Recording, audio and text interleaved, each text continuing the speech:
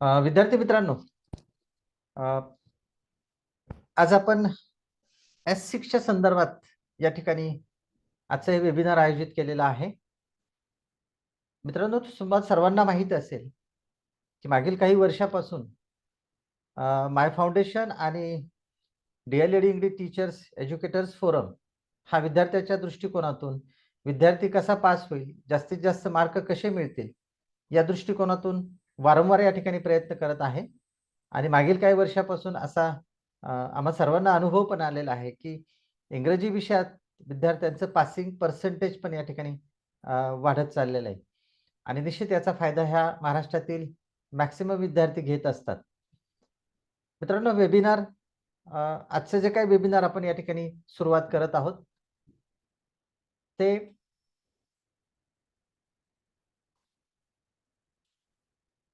माय foundation Ashoka मार्ग नाशिक, त्यानंतर DElEd teachers educators group Maharashtra,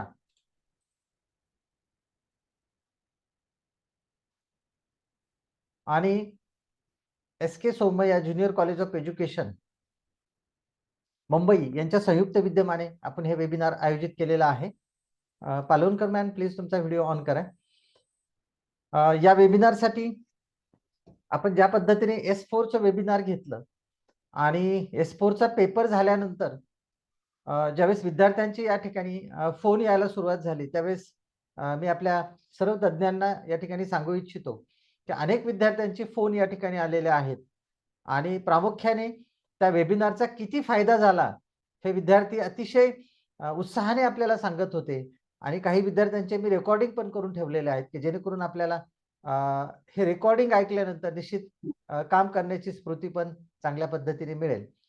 आणि खरोखर मला वाटतं की ज्या पद्धतीने आपण विद्यार्थ्यांना मार्गदर्शन केलं तशाच पद्धतीचे प्रश्न, मॅक्सिमम प्रश्न या S4 मध्ये आलेले होते आणि त्याचा निश्चित चांगल्या पद्धतीने विद्यार्थ्यांना फायदा झालेला आहे. अशाच पद्धतीचं वेबिनार विद्यार्थी मित्रांनो आज आपण या ठिकाणी घेऊन आलेलो आहे. आमच्या डीएलईडी टीचर्स एज्युकेटर्स फोरमचे जे काही या ठिकाणी 4 तज्ञ मार्गदर्शक या ठिकाणी दिसत आहेत, हे वारंवार इव्हन आम्हीच नाही तर आमचे अनेक सहकारी यासाठी म्हणजे पडद्यामागे काम करत असतात, आम्हाला स्फूर्ती देत असतात, प्रोत्साहित करत असतात आणि ह्या सगळ्यांमुळेच आम्ही या तुमच्या समोर या ठिकाणी उपलब्ध होत आहेत. मित्रांनो, या वेबिनारसाठी जे काही तज्ञ या ठिकाणी उपस्थित झालेले आहेत त्यामध्ये प्रामुख्याने आमच्या ज्येष्ठ शिक्षिका श्रीमती अश्विनी पालवणकर यांचं education MA MEd MPhil set DSM झालेलं आहे. मागील अनेक वर्षापासून त्या सेवा सदन अध्यापक विद्यालय पुणे या ठिकाणी सेवा करत आहेत. त्यानंतर आमच्या दुसऱ्या ज्या तज्ञ मार्गदर्शिका आहेत प्राध्यापिका मीनाक्षी कटरे madam, junior college of education Gondia या ठिकाणी अनेक वर्षापासून हे अध्यापनाचं काम करत आहेत. विशेष करून MA MEd MPhil असं एज्युकेशन त्यांचं या ठिकाणी झालेलं आहे. मागील सगळ्या जे काही 2 वेबिनार त्यांचे आपण घेतलेले आहेत अतिशय उत्तम पद्धतीचं अध्यापनावरती त्यांचा प्रभुत्व आहे. विशेष करून आमचे डॉक्टर राम चट्टे सर, खरं पाहता त्यांचं एज्युकेशन अतिशय हाय आहे. MA MEd BPEd set net PhD DSM असं विविध क्षेत्रातलं म्हणजे एज्युकेशन क्षेत्रातलं ज्ञान त्यांना मिळालेलं आहे. एज्युकेशन त्यांनी कंप्लीट केलेलं आहे आणि ते सध्या Chhatrapati Shahu junior college of education Rukdi या ठिकाणी अनेक वर्षापासून अध्यापनाचं काम करत आहेत. आणि मी स्वतः Shivaji Shinde junior college of education Dindori या ठिकाणी मागील जवळजवळ 17 ते 18 वर्षापासून अध्यापनाचं काम करत आहे. मित्रांनो, वेबिनारला सुरुवात करण्यापूर्वी परत एकदा आपण काय मुद्दे तुम्ही लक्षात घेणं गरजेचं आहे पेपर लिहिण्याच्या अगोदर या पद्धतीचं विवेचन आपण सुरुवातीला केलेलंच आहे S4च्या पेपरच्या मार्गदर्शनाच्या वेळी. परंतु परत एकदा हे सांगणं अतिशय महत्त्वाचं ठरेल की एक 4-5 गोष्टी तुम्ही प्रत्येकाने लक्षात ठेवा. यामध्ये प्रामुख्याने पहिली गोष्ट की तुमचा जो काही हा 20 मार्काचा पेपर आहे त्या 20 मार्कासाठी तुम्हाला एकूण 4 युनिट्स वरती प्रश्न विचारले जाणार आहेत. आणि ज्यावेळेस 4 युनिट वरती प्रश्न विचारले जाणार आहेत याचा अर्थ प्रत्येक युनिटला या ठिकाणी 5-5 गुण अलॉट केलेले आहेत आणि प्रत्येक प्रकरणावरती 5 मार्काच्या कोणकोणते प्रश्न असतील या संदर्भात पण आपण या ठिकाणी डिटेल अशी चर्चा करणार आहोत. प्रश्नपत्रिके उत्तरपत्रिकेमध्ये प्रत्येक प्रश्न हा नवीन पानावरती सोडवावा. सगळ्यात महत्वाची सूचना. 2 नंबर, वेळेचं सर्वात महत्वाचं नियोजन तुम्ही करावं. मागच्या वेळेस मी तुम्हाला हेच सांगितलं होतं की 1 मार्कासाठी 3 मिनिट आपल्याला या ठिकाणी मिळत असतात, परंतु आपण 2च मिनिट या ठिकाणी घेणार आहोत आणि शेवटचे जे काही 10 मिनिटं या ठिकाणी उपलब्ध राहणार आहेत ते साधारणतः कोणत्या प्रश्नातला कोणता भाग राहिला आहे आणि तो लिहिणं आवश्यक आहे, याच्यासाठी आपण ते 10 मिनिटं राखून ठेवलेले होते. आणि म्हणून प्रत्येक प्रश्नाला मार्कावाईज तुम्ही टाइम टेबल अलॉट करा. ज्या ठिकाणी प्रश्न क्रमांक 2 चालू झालेला असेल किंवा प्रश्न क्रमांक 1 असेल, त्याच्या डोक्यावरती जर तो 4 मार्काचा प्रश्न असेल तर 4 दुने 8, 4 त्रिक 12 मिनिटाचा तो टोटली वेळ असेल, परंतु 12 मिनिटं न देता आपण 10 मिनिटं त्याला देणार आहेत. असं प्रत्येक ठिकाणी 2-2, 3-3 मिनिट आपण कमी करत एक 10 मिनिटं आपण स्पेअरला ठेवणार आहोत. त्यामुळे ते नियोजन प्रत्येकाने करून ठेवायचं. आणि सगळ्यात महत्वाचं की वेळ संपल्यानंतर तो प्रश्न तिथेच सोडून द्यायचा, कारण शेवटचे 10 मिनिटं आपण त्या ठिकाणी युटिलाइज करणार आहोत आणि पुढच्या प्रश्नाला सुरुवात करायची. जर तुम्ही परफेक्टली वेळेचं नियोजन केलं मित्रांनो, तर मला वाटतं तुम्ही पासिंगच्या दिशेने मार्गक्रम करत असाल अशी निश्चित पद्धतीने खात्री असेल. वेळेचं नियोजन करत असताना 2 मार्काच्या प्रश्नांसाठी किती शब्दात उत्तर लिहिणं अपेक्षित आहे, 3 मार्काच्या उत्तरासाठी किती शब्दात उत्तर लिहिणं गरजेचं आहे आणि 4 मार्कांसाठी किती उत्तर लिहिणं गरजेचं आहे, याचा प्रकर्षाने प्रत्येकाने विचार करायचा. आणि एका ओळीमध्ये किती शब्द बसतील, तर आपले समजायचं 4 शब्द बसत असेल एका ओळीमध्ये किंवा 5 शब्द बसत असेल, तर मग 120 शब्दांसाठी किती ओळी तुम्हाला लिहिणं गरजेचं आहे, हे प्रत्येकाने करून ठेवा. मी नेहमी म्हणतो की महाराष्ट्र हा शिवाजी महाराजांनी गनिमी काव्याने अनेक युद्ध जिंकलेले होते. आपणही परीक्षेत पेपर लिहिताना गनिमी कावा न करता फक्त टेक्नॉलॉजीचा चांगला उत्तम वापर करा. म्हणजे टेक्नॉलॉजी कोणती असेल, तर एक टेक्नॉलॉजी वेळेत तो प्रश्न संपला पाहिजे, सगळ्यात महत्वाचं. दुसरी टेक्नॉलॉजी असेल की प्रत्येक प्रश्न हा वेगळ्या पानावरतीच लिहिला गेला पाहिजे, मिक्सिंग कुठेही करायचं नाही. फॉर एक्झाम्पल 2 नंबरच्या प्रश्नामध्ये समजायचं तुम्हाला 2च प्रश्नांची उत्तर येतात, तिसऱ्या प्रश्नाचं उत्तर तुम्हाला लिहिणं आवश्यक आहे आणि त्याचं उत्तर येत नसेल तर तिसऱ्या प्रश्नासाठी तेवढी जागा खाली सोडा तुम्ही आणि नंतर तुमचे जे काही 10 मिनिटं असतील त्या 10 मिनिटांमध्ये तुम्हाला त्या प्रश्नाचं उत्तर या ठिकाणी लिहायचंय, परंतु तो वेळ पण तुम्ही कॅल्क्युलेट करायचा. ही सगळ्यात महत्वाची सूचना प्रत्येकाने लक्षात ठेवा.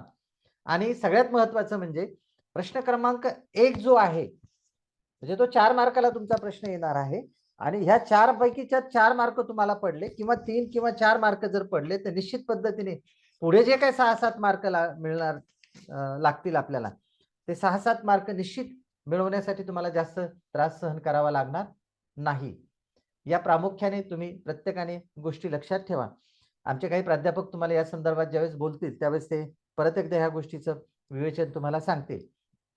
हे 4-5 गोष्टी प्रत्येकाने लक्षात ठेवा. आणि आता आपण मी माझ्या तज्ञांना विनंती करतो की पेपर टेक्निकच्या संदर्भात फक्त जर तुम्हाला काही सांगायचे असेल, ऍड करायचे असेल तर आपण या ठिकाणी ऍड करू शकता. Yes, over to my all friends.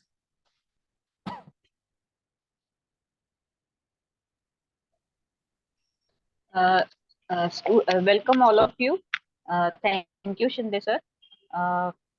One technique I want to suggest them is that the third lesson and the fourth lesson, they are similar in all the subjects. So the students have to relate these two lessons with all the other subjects. Like जसं की आपण पाहतो की year plan असेल, त्यानंतर इव्हॅल्युएशनचे types असतील, tools असतील, तर हे सर्वच विषयांमध्ये आहे. तर तुम्ही याच्या काय म्हणायचं त्याला समन्वय हा इतर विषयांशी तुम्ही घातला पाहिजे. म्हणजे मग तुमच्या लक्षात येईल की इंग्लिशमध्ये फक्त ह्याचं नाव वेगळं आहे, परंतु हे मराठीमध्ये सुद्धा आपण शिकलोय, इतिहासात शिकलोय, भूगोलामध्ये शिकलोय. मासिक नियोजन असेल, त्यानंतर पाठ नियोजन असेल, त्यानंतर मूल्यमापनाची साधनं असतील, फक्त इंग्लिशमध्ये त्याची नावं वेगळे आहेत, पण तुम्ही हे ऑलरेडी शिकलेला आहात इतर विषयांमध्ये. तर त्याचा साधारणपणे समन्वय तुम्ही साधण्याचा प्रयत्न करा. त्यानंतर मागील काही वर्षांच्या प्रश्नपत्रिकांचा सुद्धा तुम्ही अभ्यास करावा. काही प्रश्न हे अशा पद्धतीने आपल्याला रिपीट होताना दिसतात. त्यामुळे त्यांचा जास्तीत जास्त आपण सराव करा. कशा प्रकारे प्रश्न आलेले आहेत आधीच्या प्रश्नपत्रिकांमध्ये, त्याचा जास्तीत जास्त सराव करा. आणि जर आपण प्रश्नपत्रिकेचा पॅटर्न पाहिला तर आपल्याला लक्षात येतं की थर्ड आणि फोर्थ लेसन वरती 3 आणि 4 मार्कांचे प्रश्न जास्त आलेले आहेत. So there is weightage on third and fourth lesson, more weightage like 3 marks questions are there, 4 marks questions are there. So you prepare in that sense and try to understand the concept. The moment you understand the concept, the moment you will be you feel easy to write in your own words. समजा वार्षिक नियोजन असेल, year plan असेल, तर ती concept नेमकी काय आहे हे लक्षात घ्या. त्यानुसार आपल्याला ती इतर विषयांमध्ये आपण शिकलेलोच आहेत, तर तुम्हाला तुमच्या शब्दात ती मांडता येईल. तर या गोष्टी तुम्ही लक्षात ठेवाव्यात असं मला वाटतं. Thank you. Meenakshi ma'am, you want to say something? Yes. Namaskar and good evening to all. Welcome, my dear students. Today I would like to just add one thing. की आता ही जी वेळ आहे, आतापर्यंत तुमचा अभ्यास झालेला असेल, म्हणजे पूर्ण आता अगदी सुरुवातीपासून शेवटपर्यंत पुन्हा अध्ययन करण्याची ही आपली वेळ नाही. आता आपलं फक्त जे ओव्हरलुकिंग आहे ते करायचं आणि एकदा सगळे जे पॉइंट्स आहेत आपले ते आपण कव्हर करायची ही आता वेळ आहे. तर त्यासाठी तुम्ही आपला जो हा वेबिनार आहे तो संपल्यानंतर तुम्ही एक गोष्ट करू शकता, की तुम्ही जे काही वाचन केलेलं आहे, जे काही स्टडी मटेरियल तुमच्याकडे आहे, तर त्या स्टडी मटेरियलला ऍट अ ग्लान्स तुम्ही एका पेजवर एकत्रित करून ते पॉइंट्स तुम्ही वेगळे काढा. म्हणजे ह्या शेवटची जी तुमची आता जी तयारी आहे त्या तयारीमध्ये एक तुम्हाला मदत होईल आहे. आणि ती कशी करायची त्यासाठी मी तुम्हाला स्क्रीनवर काहीतरी दाखवू इच्छिते. हे बघा, अशा प्रकारे मी जाणून बुजून याची पीपीटी तयार केलेली नाही, कारण हे प्रत्येकाने त्यांना जसं जसं जमेल तशा पद्धतीने करायचं आहे, म्हणजे त्यांना जसे पॉइंट लक्षात राहतील. हे बघा, युनिट 1 चे सगळे पॉइंट्स ह्या एका पानामध्ये कव्हर केलेले आहे. तर तुमचा अभ्यास आता झालेला असेल. आता तुम्ही कोणता पोर्शन आहे, फर्स्ट कोणता आहे, 1.1 कोणता आहे, मग 3.1 कोणता आहे, 1.2, 1.2, 1.3, 1.4 असे सगळे पॉइंट्स एका पानावरती कव्हर करायचे. म्हणजे उद्या परीक्षेला जाताना सुद्धा तुम्हाला ते ओव्हरलुक करायला बरं होईल. म्हणजे इथे कसं युनिट 1 आलेलं आहे, त्यानंतर तसंच एक पान आपण तयार करायचं युनिट 2 वर, तसंच एक पान आपण युनिट 3, त्यानंतर युनिट 4. असे आपले 4 पानांमध्ये आपला जो पूर्ण सिलेबस आहे 4 युनिटचा तो तुमचा कव्हर होईल आहे. आणि उद्या जर निघताना तुम्हाला असं वाटलं की एखादा पॉइंट आपला विसरलेला आहे, तर पुन्हा सगळं पुस्तक तुम्हाला उघडावं लागणार नाही. तुम्हाला फक्त ही 4 पानांची उजळणी अगदी 10 मिनिटात तुम्ही करून तुमच्या परीक्षेला निघू शकता. आणि ह्याचा फायदा असा होतो की सगळं सिलेबस ऍट अ ग्लान्स आपल्या लक्षात राहतो. तर मला असं वाटतं की तुम्ही हे करून बघावं, निश्चितच याचा फायदा तुम्हाला होईल. थँक्यू. ओके, राम सर मला वाटतं. ओके, ठीक आहे. आणखी एक मुद्दा मला या ठिकाणी ऍड करायचा आहे. Hello sir. हा, एक मिनिट. हा, येस राम सर, व्हिडिओ चालू करा ना तुमचा प्लीज. राम सर.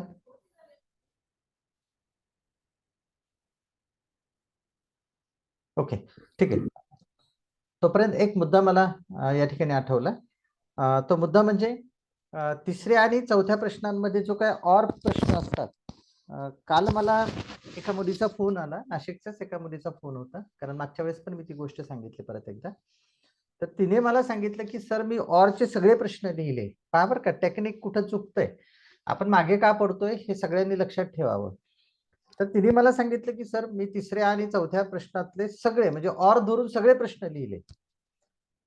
तर असं होतं का माझ्या विद्यार्थी मित्रांनो? ठीक आहे, वेल अँड गुड. तुम्ही सगळ्या प्रश्नांची उत्तर येत असेल, तुम्हाला चांगल्या पद्धतीने तुम्ही लिहित असाल, वेल अँड गुड.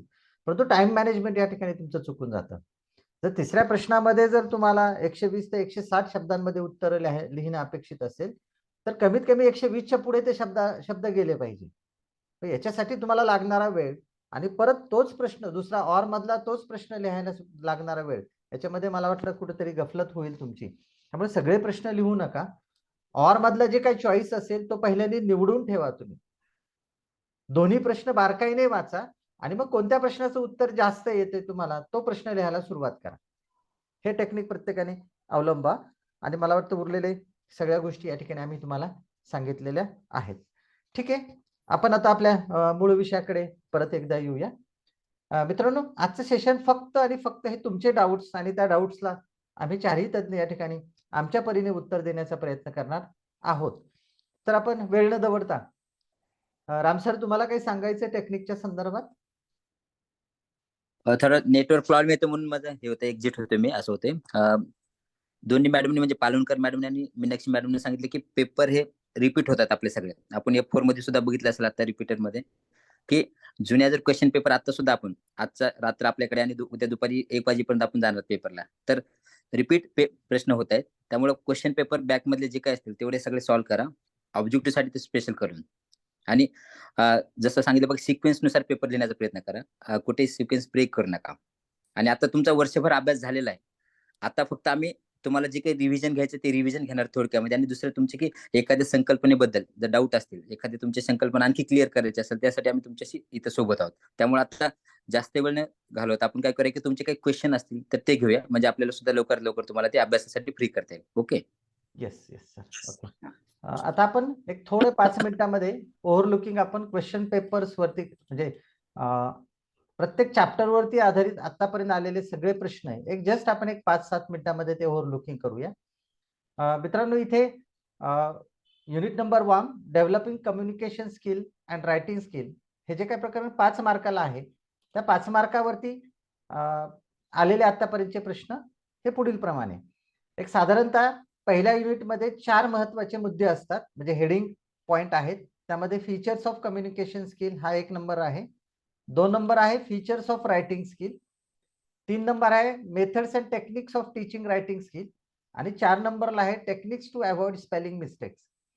हे 4 मुद्दे आहेत.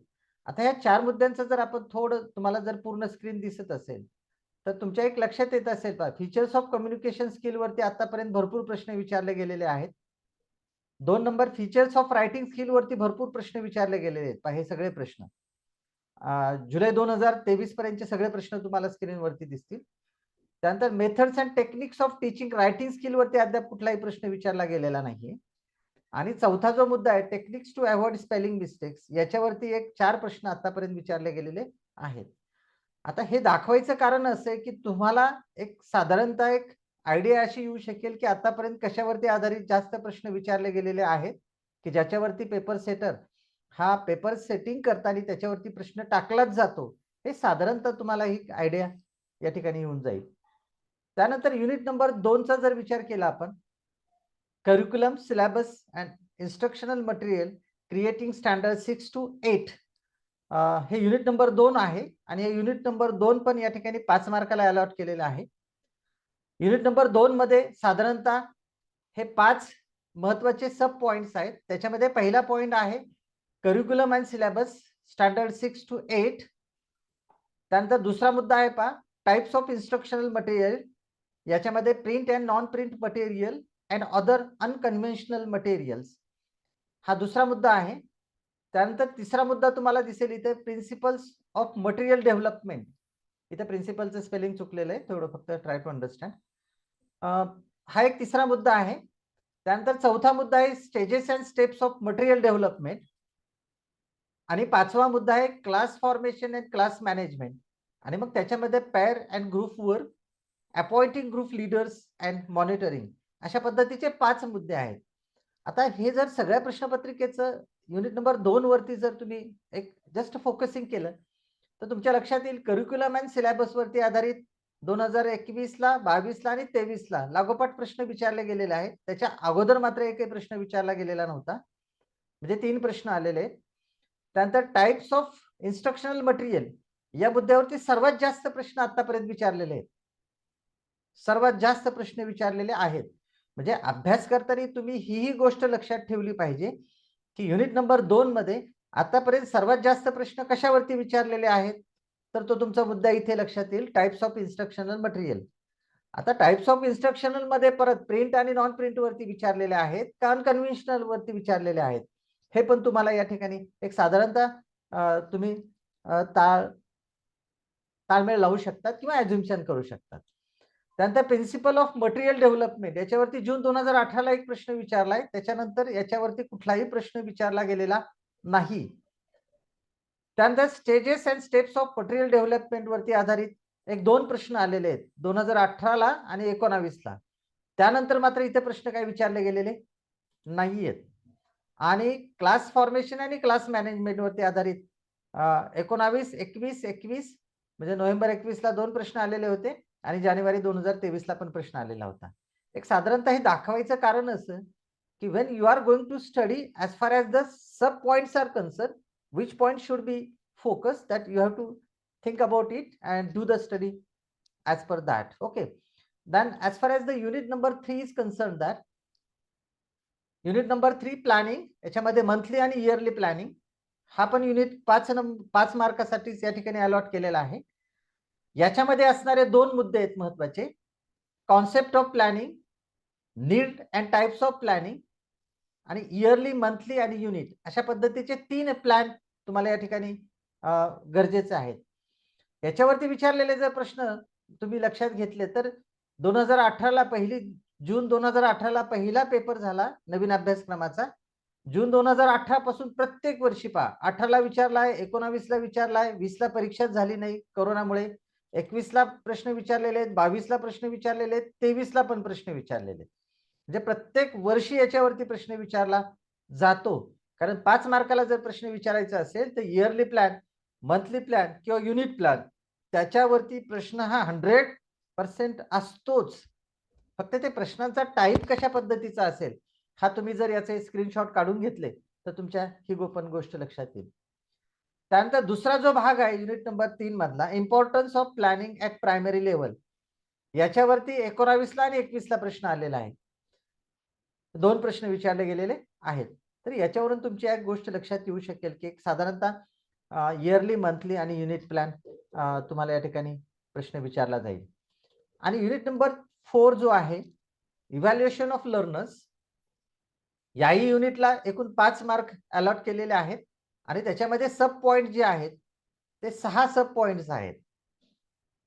पहिला सब पॉइंट आहे method of evaluation, second one tools of evaluation, third one continuous comprehensive evaluation, number 4 developing a blueprint, number 5 setting test items, model answer and scheme of marking, आणि last one आहे students tracking progress reporting rubric वरती.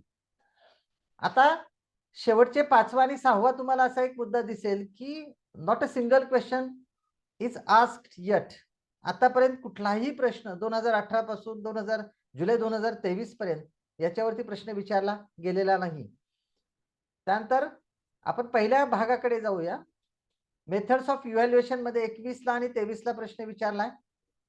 Tools of evaluation वरती 18 ला विचारलाय प्रश्न, 19 ला प्रश्न विचारलाय, 20 ला कोरोनामुळे या ठिकाणी परीक्षाच झालेली नाही, 21 ला प्रश्न विचारलाय, 22 लाही प्रश्न विचारलाय, 23 ला मात्र त्याच्यावरती प्रश्न विचारला गेलेला नाही. त्यानंतर कंटिन्युअस अँड कॉम्प्रिहेन्सिव्ह इव्हॅल्युएशन 2018 पासून 2023 पर्यंत लागोपाठ प्रश्न विचारले गेलेले आहेत मित्रांनो याच्यावरती.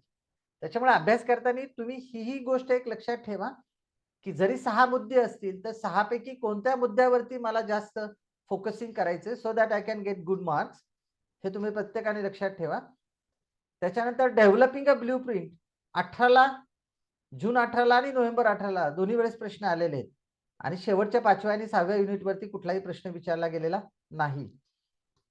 कोणत्या भागाचा अभ्यास करायचा आणि कोणत्या भागाचा अभ्यास करायचा नाही, just you have to decide by yourself. Okay, तर अशा पद्धतीने 4ही युनिटच्या संदर्भात जे काही प्रश्नपत्रिकेमध्ये अद्याप विचारले गेलेले प्रश्न होते त्या सगळ्या प्रश्नांचा या ठिकाणी मी तुमच्या पुढे सादरीकरण केलं. कदाचित एखादा 2 प्रश्न माझ्याकडून स्किप झालेला असेल, आमचे तज्ञ त्या संदर्भात आपल्याला नंतर सांगतीलच. तर मित्रांनो आपण आता अर्धा तास आपण ह्या सगळ्या how to write the paper, what are the do's and don'ts, question paper कसा असतो आणि आतापर्यंत आलेले सर्व प्रश्न कोणकोणते होते या संदर्भात आपण या ठिकाणी चर्चा केलेली आहे. आता आपण आपल्या मूळ सेशनकडे या ठिकाणी येणार आहोत. नाव the stage is free for all. फक्त विद्यार्थ्यांना एक सूचना आहे की कृपया, तर आम्ही कृपया म्हणाय नको तुम्हाला, पण आता तुम्ही म्हणायची वेळ आता आमच्यावरती. अनेक वेळा माईक तुमचे ऑन राहतात, घरचा आवाज येतो, टीव्हीचा आवाज येतोय, तर कृपया माईक अनम्यूट करून तुम्ही बोला आणि तुमचं बोलणं झालं रे झालं की लगेच माईक म्यूट करा. Better way, just you can have the chat something in chat box so that we can also answer all the questions which are important as far as your knowledge is concerned. Okay, so it's right time now. आपण सगळे आपल्याला हे stage open आहे प्रत्येकाला आणि आपण या प्रश्न या ठिकाणी आम्हाला विचारू शकतात. Over to all. फक्त एक लक्षात ठेवा, तुमचा माईक ऑन असावा आणि तुमचा व्हिडिओ जर ऑन होत असेल तर best way. Okay, over to all guys.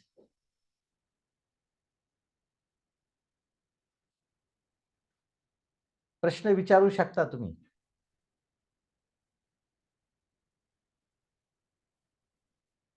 माझा आवाज येतोय मॅम तुम्हाला?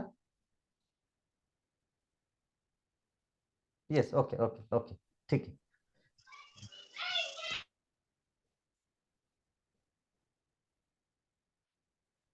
अरे वा, आज तर कोणालाच प्रश्न नाही, म्हणजे अभ्यास चांगला झालाय वाटतं विद्यार्थ्यांचा. नमस्ते सर. एक मिनिट. हा, व्हिडिओ ऑन केला तर, हा व्हिडिओ ऑन केला तर चांगलं होईल ना. Yes, okay. ऍक्च्युली इयरली प्लॅनिंगची कन्सेप्ट प्लीज परत एकदा समजावून सांगता का? Okay, very good, very good. Yes, Ashwini ma'am. Yearly planning means the planning which we do before the year begins, the whole year's planning. म्हणजे आपण वर्षाच्या सुरुवातीला आपला इंग्लिश विषय त्याच्यामध्ये काय काय नेमकं शिकवायचंय, कधी शिकवायचंय, किती वेळ शिकवायचंय, याचं जे काही नियोजन करतो त्याला काय म्हणायचं? Yearly planning. आता इयरली प्लॅनिंग करत असताना सुरुवातीला आपल्याला काय करावं लागेल? संपूर्ण वर्षाचे दिवस किती आहेत, सुट्ट्या किती आहेत, number of holidays, number of days available in the year for teaching of English. Okay, number of holidays, then number of working days we have to decide. Then after that we have to decide what type of what are the different units content that we have to teach throughout the year. That means various units we have to decide. We have to divide our English syllabus into the units and then allot all these units throughout the year among the various months. Like for example, in the month of June, which unit I am going to teach? In month of July, which unit I am going to teach? Okay. Then we have to plan the curricular and extracurricular activities, co-curricular activities, extracurricular activities we have to plan throughout the year. Suppose for example, I am going to teach unit number 1 in the month of June. Then what type of co-curricular activity or extracurricular activity I am going to arrange in month of June with respect to that particular content.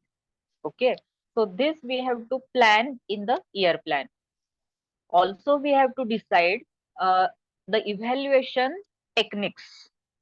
That means if in month of June, which test I am going to conduct, whether I am taking the oral test, whether I am giving them the project. Okay, project.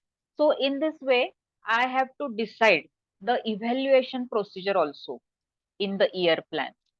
So these are all the things.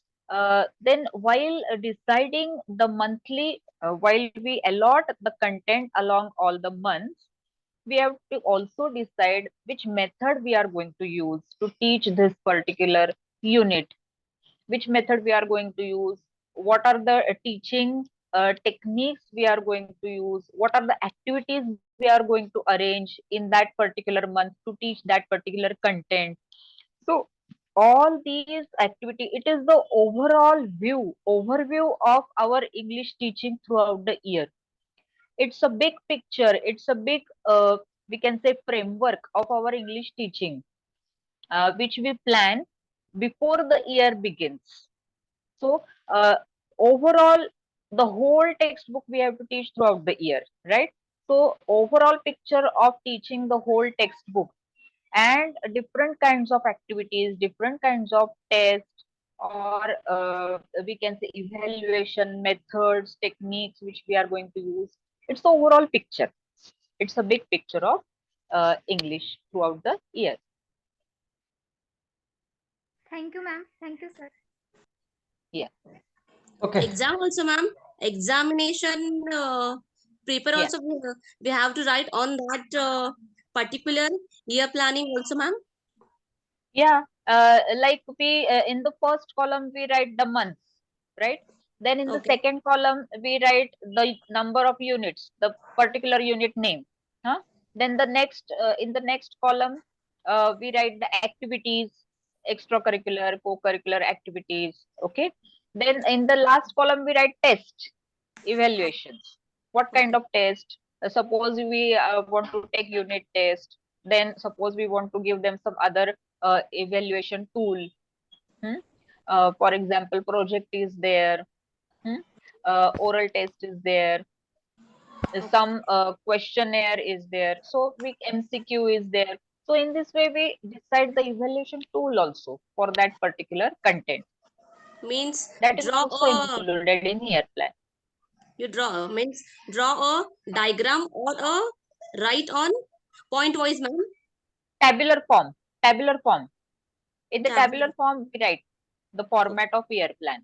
First column, month. Second column, unit and subunit. The third column, activities, and the last column, the evaluation techniques. Okay, like this you can write. Okay. Madam blueprint एक बघायला मिळेल का?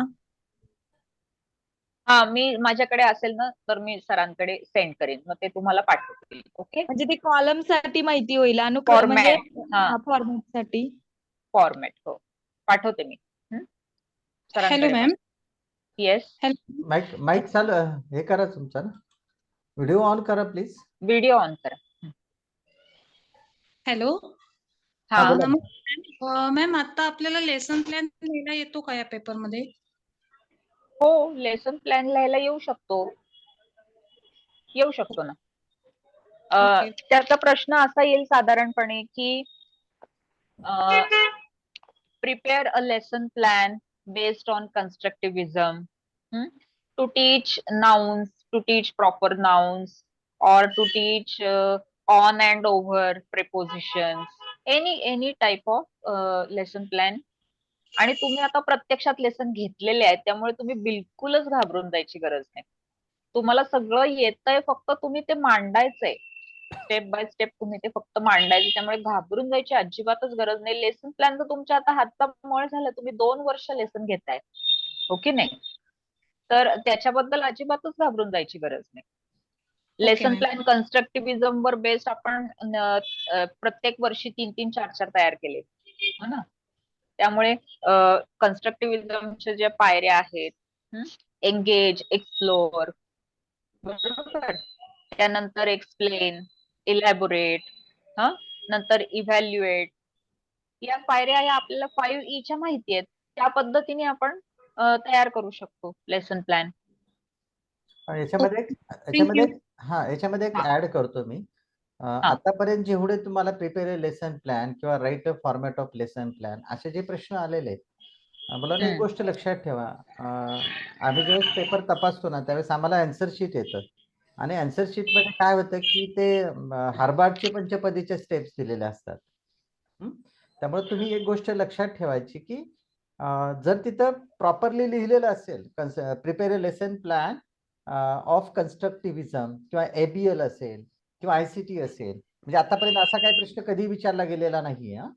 फक्त प्रश्न विचारलेला आहे right prepare lesson plan, आणि मग त्याचे उत्तर जे आहेत ना ते हार्वर्डच्या पंचपदी प्रमाणे होते. ती पण एक लक्षात ठेवा, हार्वर्डची पंचपदी.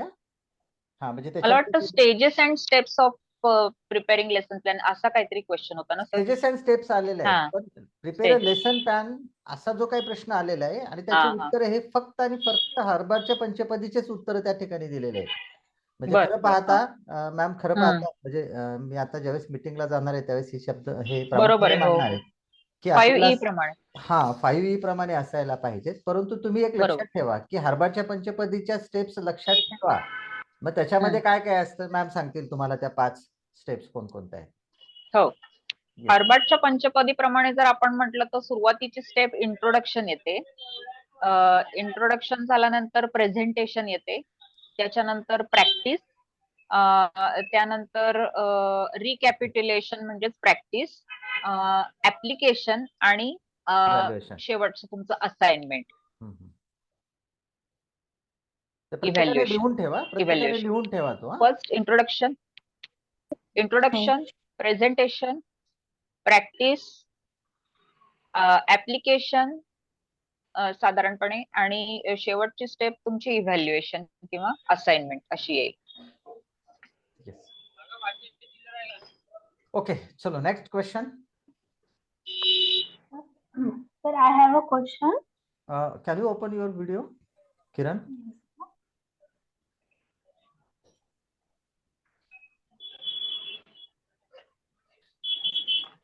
Hello, sir. I have a question of that second unit. Right. What is the difference between curricular activities, curricular and syllabus? 1 minute. 1 minute. Something is.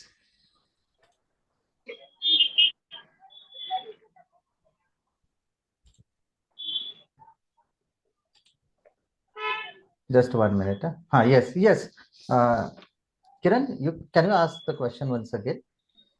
What is the difference between curricular and syllabus? Okay. Ram sir. Yes, Second Sindhu unit, sir. Can you show my PPT of PS6 unit number 2?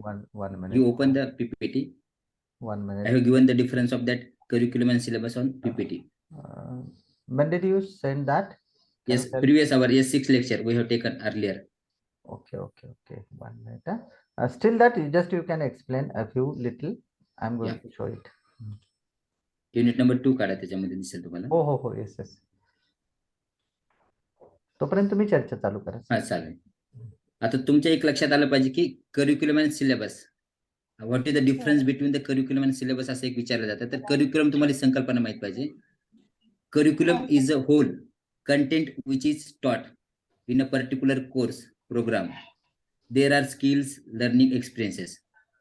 Means curriculum is a broad concept and syllabus is a small concept. Syllabus definition काय सांगितलं जातं आपल्याला? The student can know the topics, assignments and schedule of a subject by reading syllabus. It is also covers the rules, policies and instructions. म्हणजे summary of a particular subject means syllabus. एक लक्षात ठेवा, summary of a particular subject means syllabus. and इकडे काय देते तुम्हाला की overall content of a course or programme म्हणजे करिक्युलम असे त्याची व्याख्या केली जाते. बघा पुन्हा एकदा सांगतो, लक्षात राहू द्या. Curriculum means overall content of a course or programme means curriculum. And सिलेबसची डेफिनेशन अशी केली जाते, summary of a particular subject means syllabus. मग करिक्युलम कोण डिझाईन करतं? The government or any institution of government like the NCERT in Maharashtra, SCERT design the syllabus. Okay. Sir, can you please repeat? Yes, curriculum is designed by the government's agencies like the NCERT, SCERT, all this. And syllabus is devised or formulated by the teachers और professors. म्हणजे हा syllabus form करते, कारण curriculum ही broad concept झाली आणि त्याचा part म्हणून मग सिलेबसनुसार पुस्तकानुसार मग आपलं अध्यापन आणि त्यानुसार मूल्यमापन अशी एक चेन असते त्याच्यामध्ये, ते एक लक्षात ठेवा. आणि काय की सिलेबसचं फिक्स ड्युरेशन असतात, ते एका इयर मध्येच पूर्ण करावं लागतं सिलेबस. आणि ड्युरेशन याला नसतं की तुम्ही पूर्ण करेपर्यंत तो करिक्युलम असतो. आणि सिलेबसला एक पर्टिक्युलर फिक्स ड्युरेशन असतं, म्हणजे fix duration can be 1 year असं त्याला म्हणू शकतो आपण सिलेबसला. ओके. आणि syllabus refer to what to taught, काय शिकवायचं याच्यासाठी तो सिलेबस केला जाते.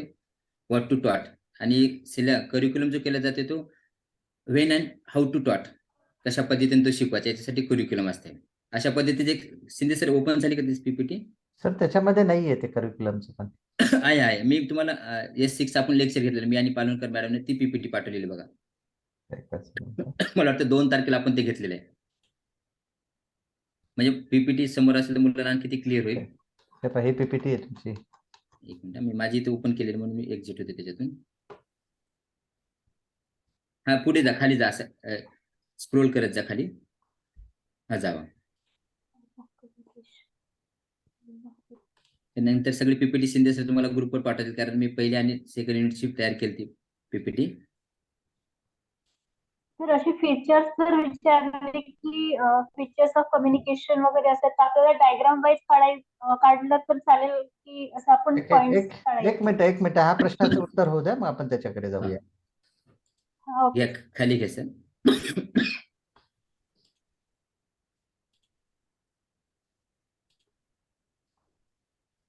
हा खाली आली बघा. ओके, हा हिरव्या कलरची.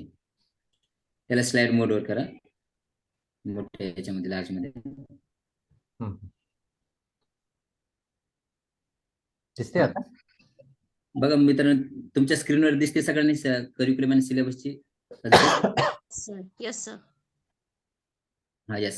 This is a short description difference between the curriculum and syllabus. You may say that in curriculum column, make the 2 columns. In first column you make the curriculum, and in second column you take the column for syllabus. Yes.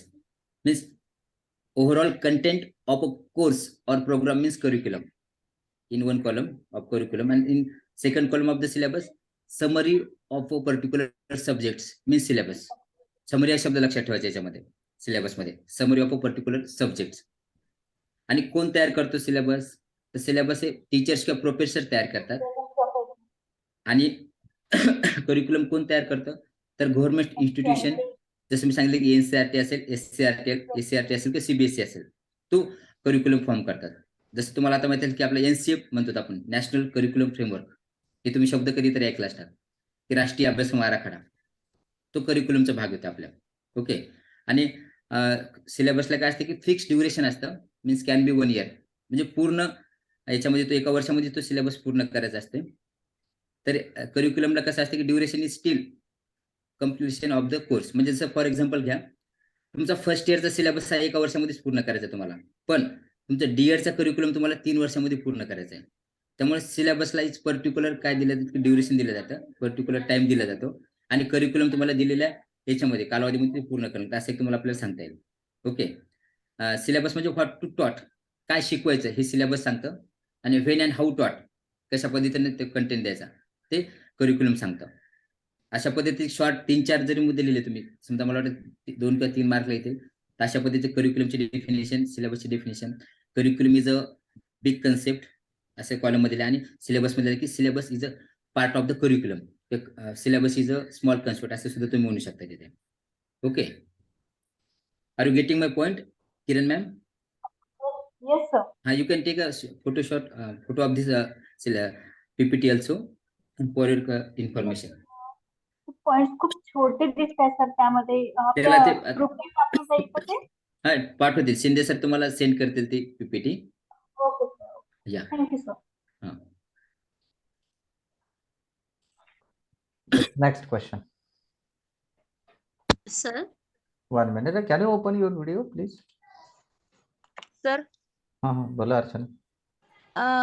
आता हे 3 ते 4 point झालेत त्यांच्यामधले difference दोघांचे, म्हणजे हे तर तेवढ्याला mark भेटतील का? पण 3 मार्काला असेल तर? Yes Ram sir. आता प्रश्न कसा विचारला जातो त्याच्यावर असते की, म्हणजे 4 मार्कला असतं तुम्हाला मुद्द्यांचं एक्सप्लेनेशन तिथे करावं लागेल. म्हणजे जसं 2 कॉलम्स तुम्ही बनवणार, पण त्याचं सुद्धा स्पष्टीकरण तुम्हाला खाली द्यायला लागेल 4 मार्कला विचारलं जाईल. तर मला वाटतं की 4 मार्कला आतापर्यंत कधी विचारलं नाही. Yes Palankar ma'am, I think this question is not as for the 4 marks. हे 2 मार्काला किंवा 2 किंवा 3 मार्क, 3 मार्काला. 3 तुम्हाला एक असं विचारलं जातं मित्रांनो, लक्षात घ्या की 4 मार्काला बहुतेक. What are the features of the present primary curriculum, असं एक विचारलं जातं की सध्याच्या प्राथमिक अभ्यासक्रमाची काय वैशिष्ट्ये आहेत. हा एक सुद्धा प्रश्न विचारला जातो की explain the features of the present primary curriculum. Difference सुद्धा विचारला जाऊ शकतो, पण 3 मार्कला विचारलं जाईल. Explain the difference between the curriculum and syllabus असं सुद्धा विचारलं जाईल. तर तुम्ही 2 कॉलम बनवून एकामध्ये करिक्युलमचं हे करा, पहिला फर्स्ट कॉलम आणि सेकंड सिलेबसचा करा, आणि दोन्हीचे तुम्हाला 4 मुद्दे आता सांगितले त्या पद्धतीने लिहिता येतील असं 3 मार्क्ससाठी. ओके. Okay sir. याच्यावरती आधारित प्रश्न लक्षात ठेवा. What are the silent features of revise syllabus? Yes, maximum वेळा प्रश्न विचारला गेलेला आहे. मॅक्सिमम वेळा. बरोबर. तर त्याच्यामुळे एक गोष्ट प्रत्येकाने लक्षात ठेवायची की फीचर्स वरती तुम्ही करून ठेवा, म्हणजे असं मला वाटतं. मग विचारला जातो तो कशाला? Silent features of syllabus. Curriculum वरती एवढा काही विचारला तर डिफरन्स विचारला जातो, परंतु असा काही स्पेशली करिक्युलम वरती प्रश्न नाही. परंतु सिलेबस वरती स्पेशली प्रश्न अनेक विचारलेले आहेत. मी मगाशी तुम्हाला दाखवलं ते क्वेश्चनरीज की दुसऱ्या चॅप्टर वरती, तिसऱ्या चॅप्टर वरती किंवा चौथ्या चॅप्टर वरती कसे प्रश्न विचारले गेलेत. You can go through it, you can get the details that what kind of questions were asked yet and what will be the next question. Yes Archana. म्हणजे याच्यावर 4 मार्कला तुम्हाला प्रश्न विचारला जाणार नाही, 3 मार्कलाच प्रश्न विचारला जाईल. Explain the difference between the curriculum and syllabus असं एक विचारलं जाऊ शकेल मे बी, कारण आतापर्यंत ते कधी विचारलं नाही असं मला वाटतं. आणि explain the features of present primary curriculum असा एक नेहमी विचारला जातो, की जसं आता शिंदे सरांनी सांगितलं की विचार the silent features of the revise curriculum. Revise आणि प्रेझेंट हा एकच अर्थाने शब्द तिथे वापरलेला आहे, लक्षात राहते. सर पण सरांनी रिवाइज सिलेबस सांगितलं, रिवाइज करिक्युलमचं नाही सांगितलं. मॅडम एक लक्षात घ्या, करिक्युलमचाच पार्ट हा सिलेबस असतो. म्हणजे syllabus and curriculum is not a difference concept. Curriculum is a broad concept and it's syllabus is a part of that curriculum. एक लक्षात राहते. Okay sir. कारण पहिल्यांदा करिक्युलम फॉर्म होतो, त्या करिक्युलम नुसार सिलेबस तयार केला जातो, सिलेबस नुसार पाठ्यपुस्तकानुसार मग अध्यापन पद्धती कसं शिकवलं पाहिजे ते, आणि नंतर मग तुमचं मूल्यमापन. अशा पद्धतीचे एक हिरार्की असते, त्याच्यामध्ये एक क्रम असतो. ओके. आता मला तुम्हाला एक प्रश्न असा विचारायचा की असं जर विचारलं की विचार the explain the features of the present primary curriculum, मग तुम्ही कोणकोणते सांगणार सांगा. मागच्या तासाला मला वाटलं झालेलं आहे, आपण घेतलेलं आहे. तुमच्या किती लक्षात राहिले आपण बघूया. कोणकोणते फीचर्स तुम्ही सांगणार, त्याला कॅरेक्टरिस्टिक्स असं सुद्धा आपण म्हणू शकतो, वैशिष्ट्ये सांगा. एक्सप्रेस झालं तर चांगलं होईल, म्हणजे आम्हीच बोलतो असं नाही, तुम्ही सुद्धा बोललं पाहिजे.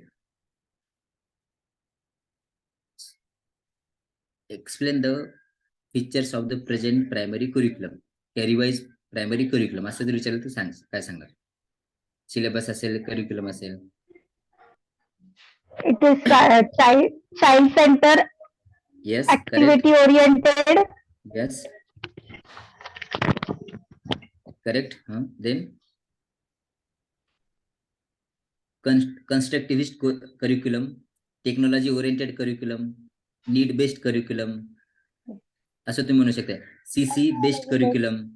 अशा पद्धतीने तुम्ही जे काय आजच्या याच्यातले वैशिष्ट्य आपल्याला तिथे सांगता आले पाहिजे, 8-10 तरी वैशिष्ट्य आपल्याला तिथे सांगता आले पाहिजे. 3 किंवा 4 मार्कला विचारलं तर तिथे लिहिता आले पाहिजे मुद्दे. ओके, दिलेत मी बघा. हे पहा, मी प्रश्न तुम्हाला दाखवतोय. पहा करिक्युलम आणि सिलेबस वरती आतापर्यंत आलेले प्रश्न. हे पहा तिथे दिसेल तुम्हाला, what are the features of revise syllabus, how will you differ curriculum and syllabus. इथे डिफरन्स विचारलेला आहे. आणि खालचे सर तो 3 मार्काला, इथे डाव्या साईडला तुम्हाला ते 3 मार्क दिसतील. पहा आणि खाली पहा, write the silent features of revise syllabus. म्हणजे हे जे काही 3 प्रश्न विचारलेत त्याच्यापैकी 2 प्रश्न हा silent features of revise syllabus वरती विचारलेत, आणि एक प्रश्न हा करिक्युलम आणि डिफरन्स बिटवीन करिक्युलम आणि सिलेबस वरती विचारलेले आहे. तर ते आता मुद्दे सांगितले ना, चाइल्ड सेंटर्ड असलं पाहिजे आणि ऍक्टिव्हिटी बेस्ड असलं पाहिजे, ते एक्सप्लेन करायचे की फक्त लिहायचं सर? पण 2 मार्कला विचारलं असेल तर तुम्ही मुद्दे लिहिले तरी तुम्हाला मार्क मिळतील, पण 3 मार्कला जर विचारलं तर तुम्हाला ते स्पष्टीकरण द्यायला लागेल. शिंदे सर ती पीपीटी दाखवता का, त्याच्यावर आपण ते सगळे मुद्दे एकदा दाखवले होते मुलांना, ते त्यांच्या समोर असतील, एकदा ते डोळ्यासमोर असतील. तर त्यामध्ये तुम्ही फक्त मुद्दे दिले, तेच एक्सप्लेन करायला लागतील का आम्हाला? 2 मार्कला विचारलं तर एक्सप्लेन करायची गरज नाही, पण 3 मार्कला विचारलं तर तुम्ही एक्सप्लेन करू शकता. म्हणजे today's our curriculum is a child centred curriculum, child psychology has be considered into this syllabus असं तुम्ही तिथे लिहू शकता. तुम्हाला वाक्य तिथे तयार करायला लागतील, वाच लागतील तुम्हाला. ओके. एक मिनिट मी दाखवतो ते तुम्हाला. वर हिरव्या याच्या खाली, हिरव्याच्या खाली, त्यात आपण स्लाइड दाखवली होती त्याच्या खाली सर, ओके. आता ओके. बघा हे तुम्हाला काही 8 मुद्दे दिसतात बघा. एक पुढची स्लाइड. हा. Okay.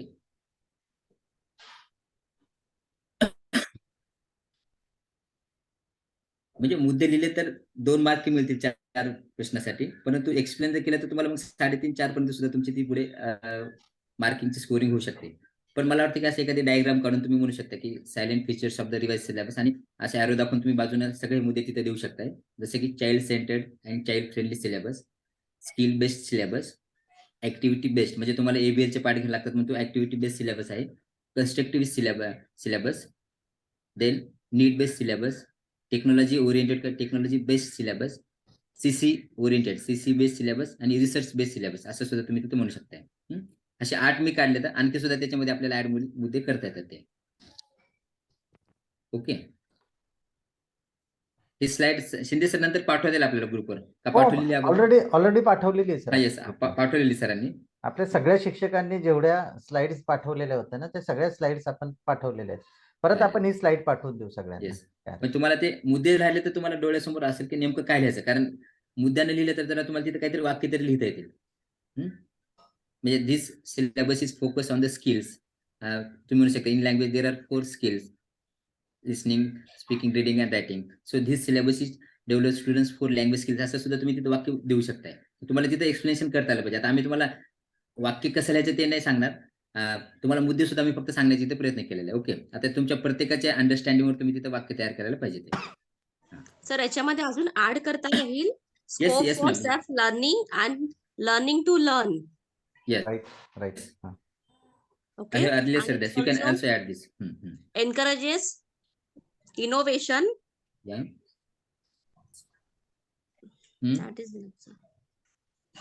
Communication based eclectic society oriented curriculum असं तुम्ही म्हणू शकताय. जसं आपण नीड बेस्ड दिले, society oriented curriculum, research based curriculum, असं तुम्ही तिथे ऍड करू शकताय. हॅलो. Yes ma'am. हा सर, माझा एक क्वेश्चन. प्लॅनिंगचे फॉर्मॅट्स पाठवले तर तेव्हा तेवढं स्टुडंट्सना प्लीज फॉरवर्ड करा. हो.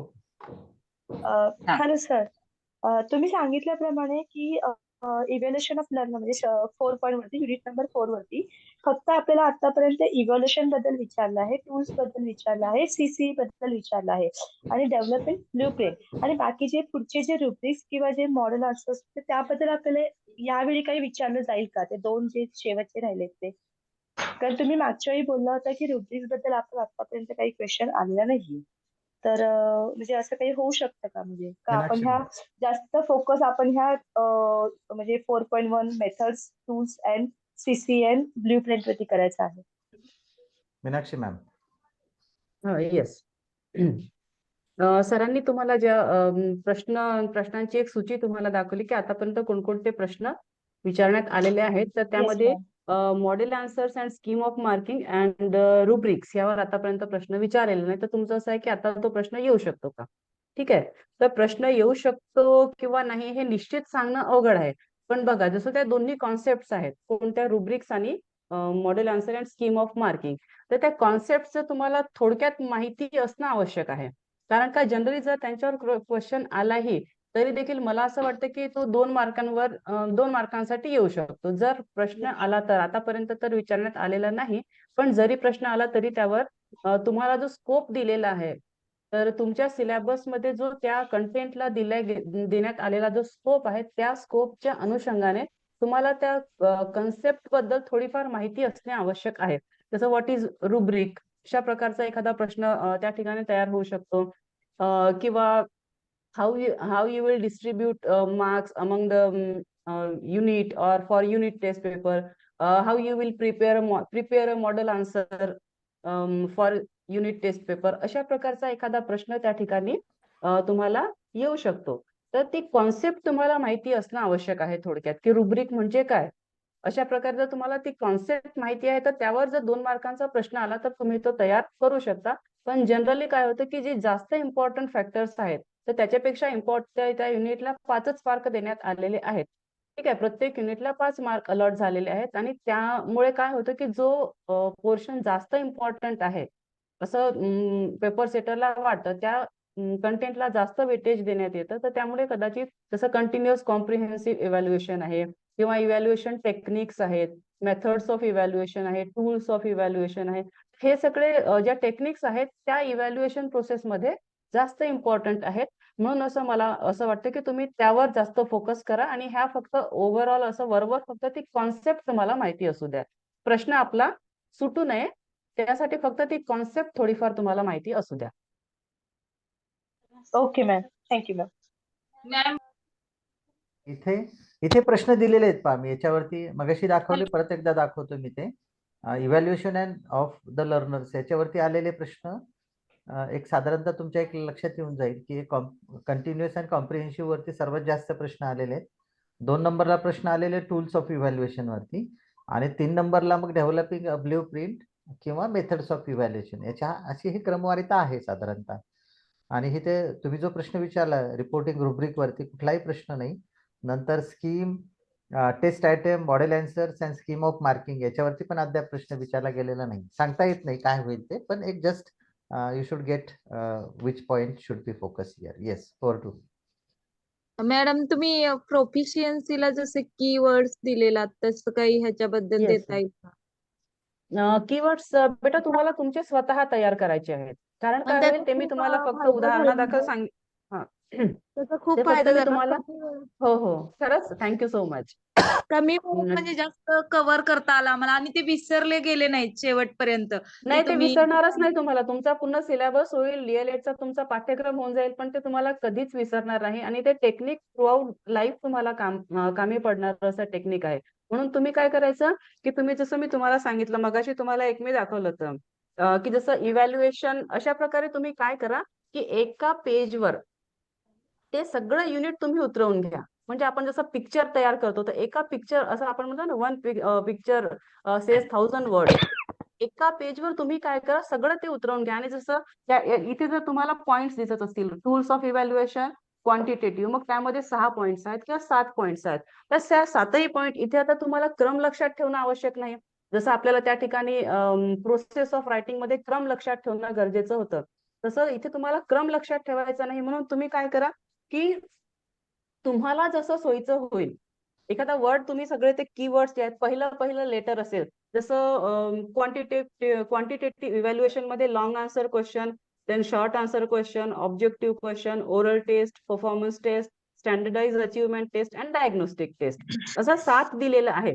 तर प्रत्येक याच्यातलं पहिलं अक्षर जे आहे तुम्ही लिहून काढा. जसं LSOOPSD आणि त्या पहिलं अक्षर लिहून ठेवल्यानंतर मग जो शब्द तुम्हाला त्या पहिल्या लेटरला बघून पहिलं लेटर जे तुमच्याकडे लिहिलेलं असेल त्या लेटर्सना बघून जो काही पहिला शब्द तुमच्या लक्षात येईल तो शब्द तुम्ही लक्षात ठेवा.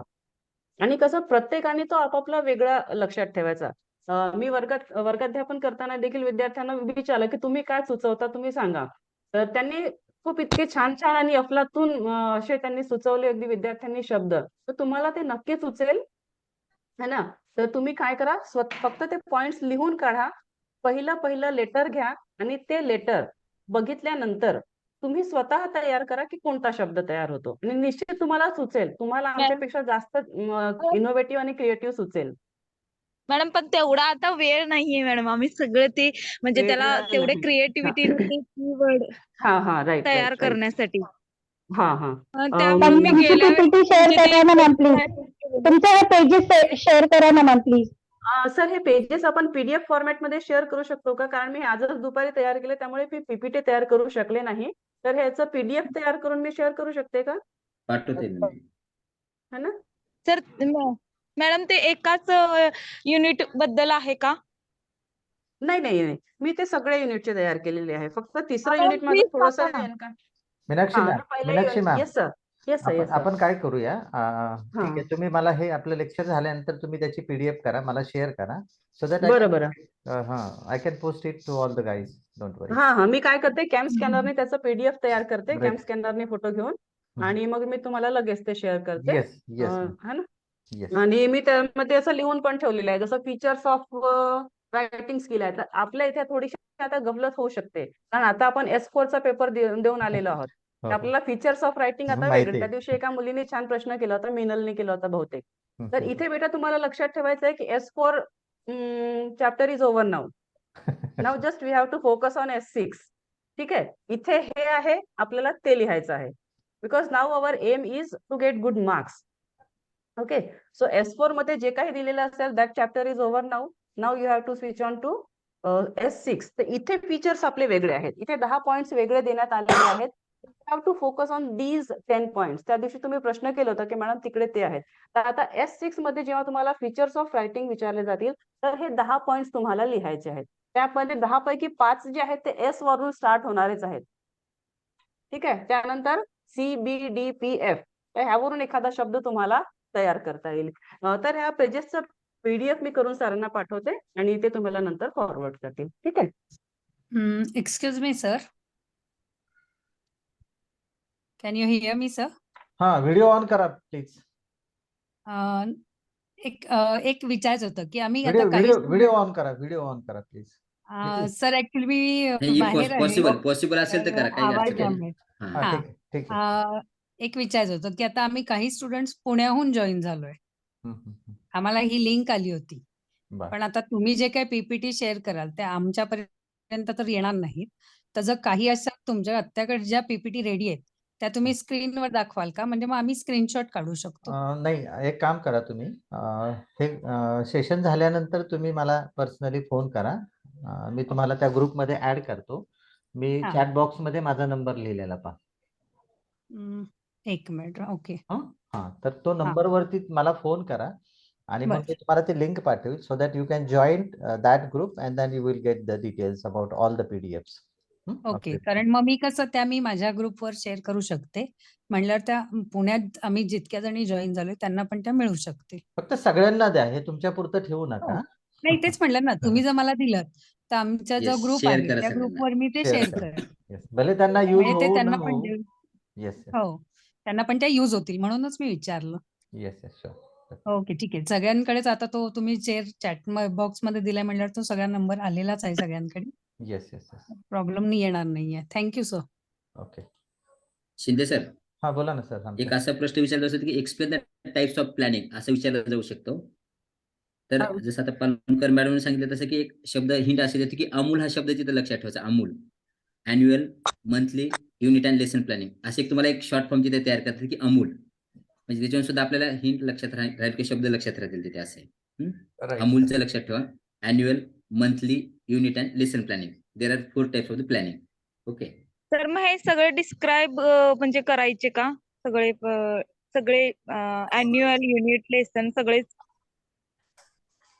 मला मॅडम काय विचारलं जातं की प्रश्न what is mean by the annual planning and draw annual planning असं विचारलं जाऊ शकतं. त्या explain the types of planning आणि एक कोणत्या तरी डिटेल्स मध्ये विचारलं जाईल. प्रश्न किती मार्कला? 2 मार्कला असंच विचारलं जाईल. Explain the types of the planning असं विचारलं जाईल. आणि 3 आणि 4 ला कसं विचारलं जाऊ शकतो? What is mean by planning and explain the importance of the planning असं विचारलं जाईल. म्हणजे प्रश्न किती मार्कला विचारले त्याच्यावर तुम्हाला स्पष्टीकरण किती लिहायचे ते डिपेंड करतं. किंवा what are the benefits of the planning, explain it असं सुद्धा विचारलं जाऊ शकतं. What are the advantages of the planning असं विचारलं जातं. बेनिफिट्स, तर मग ऍडव्हान्टेज हे एकाच अर्थात शब्द येतं.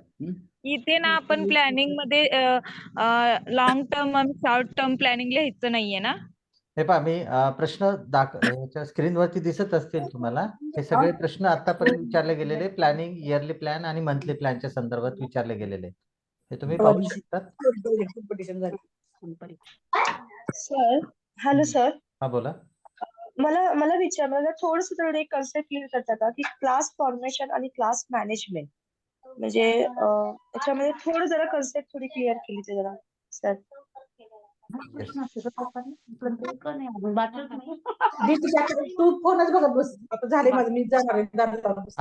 कृपया आवाज बंद करा. हॅलो. इतरांनी माईक बंद करा. हा सर, क्लास फॉर्मेशन आणि Yes, class yes, yes, yes. Management ह्याबद्दल थोडंसं. Yes ma'am. कात्रे मॅम. मी तो व्हिडिओ देखील जाऊ म्हणजे सोपं पण पहिल्यापासून बुक बंद करी ना. आवाज बंद करा कृपया. आवाज बंद करा. व्हिडिओ देखे ना वाट काही नाही आपला अभ्यासच होईल. सवय परिणाम. Deepti Chopda, mute your mic.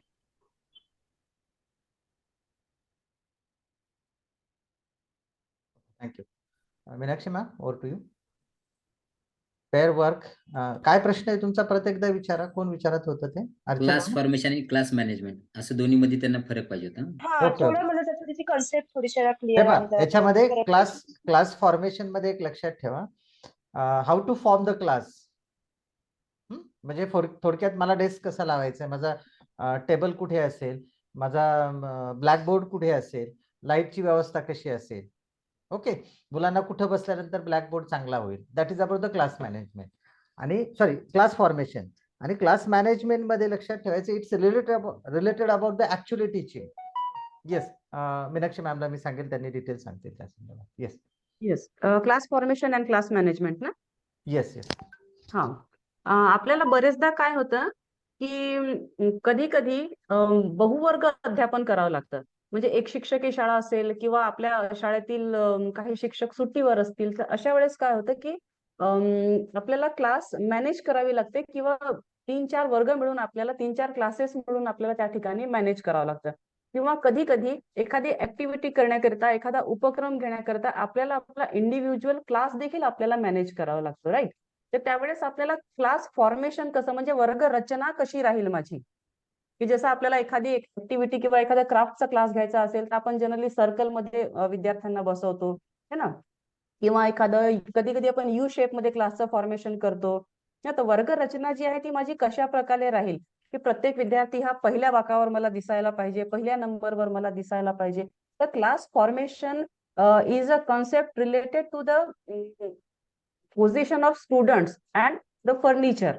की वर्ग रचना माझी, वर्गातले फर्निचर कशा प्रकारे अरेंज केलेले असतील, वर्ग रचना माझी उद्देशानुसार वर्ग रचना ही कशी राहील. आणि क्लास मॅनेजमेंट, तर मला जर बहुवर्ग अध्यापन करायचं आहे किंवा मी वर्गात नाही, मग मी वर्गात असल्यावरही मला इतर काही शैक्षणिक काम असेल जे मला पूर्ण करायचं आहे, काही रिटर्न वर्क असेल जे मला वर्गातच बसून पूर्ण करायचं असेल, किंवा माझ्या शाळेमध्ये शिक्षक कमी असतील, तर अशा परिस्थितीमध्ये how to manage the class. तर त्यामध्ये आपल्याला पेअर वर्क आहे, ग्रुप वर्क आहे, किंवा क्लास मॉनिटर आपण नियुक्त करतो आणि त्याला क्लास मॉनिटर करायला सांगतो. तर that is how to manage the class, की मला क्लास मॅनेज कसं करायचं आहे. आणि class formation is related to the seating arrangement of that class. Okay. Yes, Ram okay sir, ma'am. Clear now? Yes yes. Okay ma'am. Yes ma'am, thank you ma'am. याच्यावरती पहा, class formation वरती आधारित हे 3 प्रश्न विचारले गेलेले आहेत.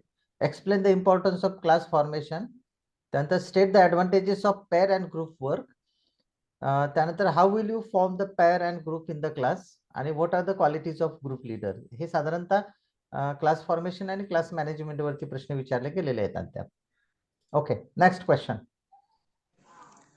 Sir, explain in detail about continuous. Ashwini, can you open the video, baby?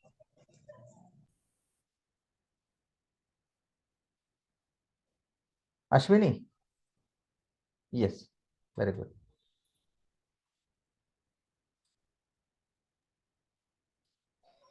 Yes, sir. Huh. Explain in detail about continuous comprehensive evaluation. Continuous and comprehensive evaluation. Okay. CCE. CE. चला, कोणाकडे प्रश्न येतो? चौथा चॅप्टर. येस मॅम, तुमच्याकडेच आहे. I will try to explain it. Continuous comprehensive evaluation. So we take two types of evaluation, formative and summative. Okay, are you aware with the concept of formative and summative evaluation? Ashwini, are you familiar with the concept of formative and summative evaluation? No, ma'am. Formative evaluation and summative evaluation, these are the two types of evaluation. Okay, formative evaluation we take during the program. Okay, when something is going on, and meanwhile we used to evaluate our students, that is formative evaluation. And summative evaluation we take at the end of the program. जसं तुमचं मध्ये मध्ये जसं practicals वगैरे होतात तुमचे DLED चे, right. जसं 100 मार्कांचा पेपर आहे तुमचा, 60 मार्क्स तुम्हाला प्रॅक्टिकल करता असतात आणि 40 मार्कांचं तुमचं थिअरी असते. तर 60 marks practicals come under the formative evaluation, and your examination you are going to prepare, that is that comes under summative evaluation. It means at the end of academic year or at the end of session, a teacher takes summative evaluation. But more than that, nowadays evaluation is expected to be done continuously and comprehensively. Continuously means two words are there. Continuous is one word. Continuous is a word there, and comprehensive is a word there. Continuous means it should go throughout the year. Teacher should observe the behavior. Teacher should do qualitative and quantitative evaluation throughout the year. That is, it means it is a continuous process and it cannot be break. जर तुमचा आज विद्यार्थी असा आहे, आज त्याचं एखाद्या बाबतीत वर्तन जसं आहे की आज तुम्हाला वाटतं की विद्यार्थी शाय आहे किंवा तो बोलका नाही, वर्गात तो व्यवस्थित बोलत नाही, what ever is your assumption about your student, पण तो आज जसा आहे तसा थ्रू आउट द इयर राहणार नाही. आज तुम्ही एखादं किंवा थ्रू आउट द इयर जसं आपण परीक्षेच्या शेवटी किंवा वर्षाच्या शेवटी विद्यार्थ्याचं आपण इव्हॅल्युएशन करतो, तर ती त्यावेळेसची त्याची परिस्थिती असते. त्यामुळे विद्यार्थ्याचं योग्य मूल्यमापन हे होऊ शकत नाही. तर त्याकरिता काय आहे की थ्रू आउट द इयर आपण नोंदी घेणे, त्याला ऑब्झर्व करणे आवश्यक आहे. That is continuous.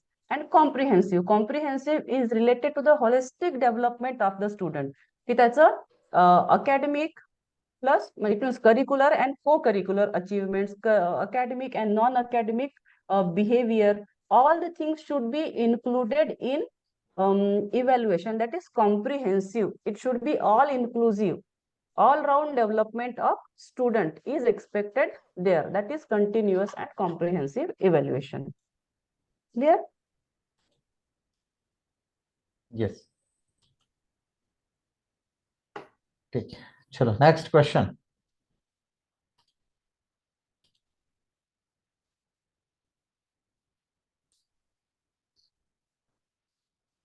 चला, कुणाला काही प्रश्न विचारायचा का?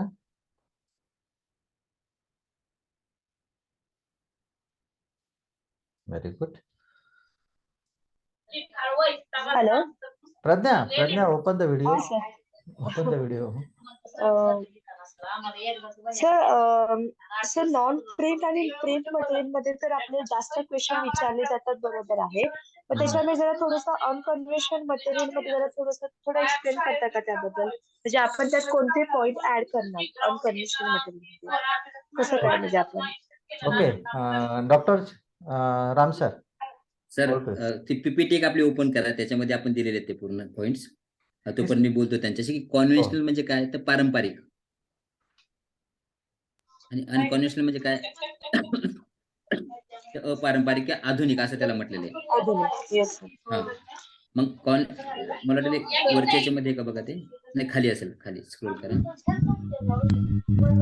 म्हणजे कॉन्व्हेन्शनल म्हणजे सगळे जुने, पारंपरिक ते सगळे याच्यामध्ये येतात. जसं की ब्लॅकबोर्ड, तुमचे dictionary, text book, pictures, charts, हे सगळे याच्यामध्ये येतात पारंपरिक मध्ये, कॉन्व्हेन्शनल मध्ये. आणि अनकॉन्व्हेन्शनल म्हणजे कोणते, पारंपरिक नवीन, तर television, radio, YouTube, CD, DVD, हे सगळे तुमचे अपारंपरिक मध्ये काय न्यू मध्ये येतात. खाली असेल सर, ते तुम्हाला विचारतात की असं दिलं जातं, म्हणजे ब्लॅकबोर्ड, टेक्स्ट बुक, चार्ट्स, आणि असं दिलं जातं की YouTube. Identify the odd one out. खाली घ्या सर, आणखी काय असेल ऑड वन आउट? हा सर, हा इथे दिलेलं बघा, ही स्लाइड. ओके, हीच बरोबर बघा, तुमच्या समोर दिसते. त्याचे हे करता सर, त्याचे मोठे करता येईल. एक मिनिट. हा, म्हणजे कोणते बघा, त्याच्या समोर तुम्हाला दिलेले. आता जर तुम्हाला विचारलं किंवा ई बुक, हे प्रिंट नॉन प्रिंट दिलेली तिथं, पण तुम्हाला प्रिंट वरून सुद्धा कळेल की प्रिंट मधले सगळे आले ते कॉन्व्हेन्शनल, पारंपरिक, आणि नॉन प्रिंट मधले जे आले ते सगळे अनकॉन्व्हेन्शनल आले. हे सुद्धा लक्षात राहू द्या. म्हणजे जुने पारंपरिक जे आतापर्यंत नेहमी पारंपरिक पद्धतीने वापरले जातात, जुन्या पद्धतीने, की जी जुनी येतात, आपण म्हणतो ओल्ड येतात. मग dictionary, atlas, encyclopedia, yearbook, magazines, books, these are the types of the conventional, असं लक्षात राहू द्या. आणि अनकॉन्व्हेन्शनल मध्ये काय, tape recorder, CD player, radio, television, internet, website, e book, असं सुद्धा दिलं जातं. आता विकिपीडिया कशामध्ये येईल सांगा मला? कॉन्व्हेन्शनल का अनकॉन्व्हेन्शनल? अनकॉन्व्हेन्शनल. म्हणजे लक्षात आलं की YouTube, CD, DVD, television, radio, internet, all these are the unconventional. आणि डिक्शनरी इतरांनी आवाज बंद करा. इतरांनी बाकीच्यांचा आवाज आवाज म्यूट केला. मी तुमचा प्रतिसाद घेण्यासाठी आवाज सुरू करायला सांगितलं. आता तुमचा आवाज जास्त होते नका. म्हणजे तुम्हाला ऑड वन आउटला याच्यावर प्रिंट नॉन प्रिंट असेल किंवा कॉन्व्हेन्शनल आणि अनकॉन्व्हेन्शनल असेल त्याच्यावर तुम्हाला प्रश्न विचारला जातो. त्यामुळे ह्या गोष्टी तुम्ही करून ठेवा. तुम्हाला फरक कळला पाहिजे कोणते. जे सगळे आधुनिक येतात ते अनकॉन्व्हेन्शनल आणि कॉन्व्हेन्शनल म्हणजे सगळे जुने पारंपरिक ओल्ड या पद्धतीचे ते येतात categories. Okay okay. Any question from your side? Sir coherence and cohesion. एक मिनिट. मिनल. हा yes Minal. Sir coherence and cohesion. Cohesion. Cohesion. कोणाकडे हा प्रश्न? रायटिंग मध्ये येतात. रायटिंग प्रोसेस काय?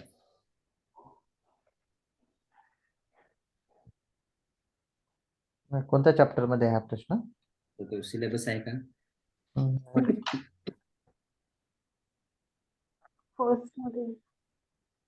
नाही फर्स्ट मध्ये नाहीये प्रश्न तो.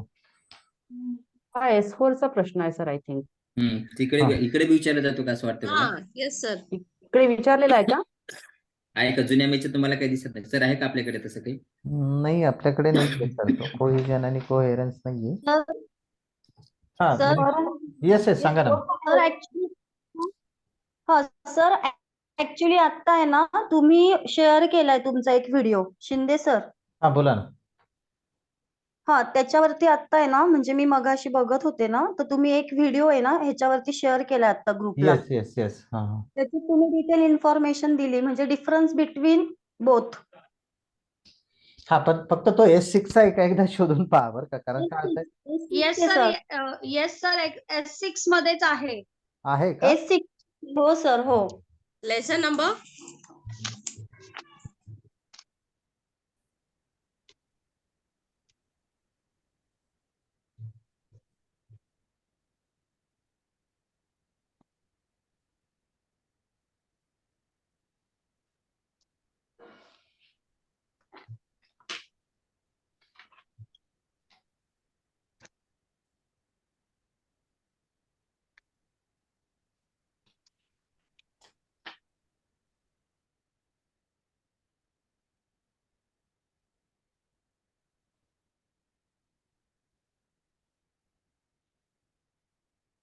मला तर काय कुठल्या याच्यामध्ये सब पॉइंट्स मध्ये दिसत नाहीये. हा Palwankar ma'am.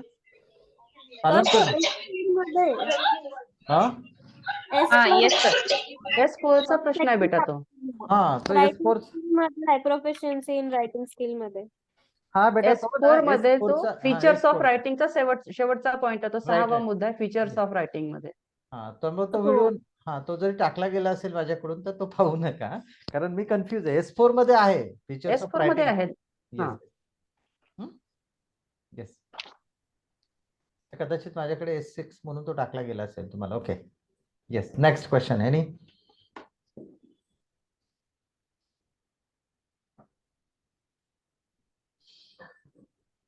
Arpura, do you have any question?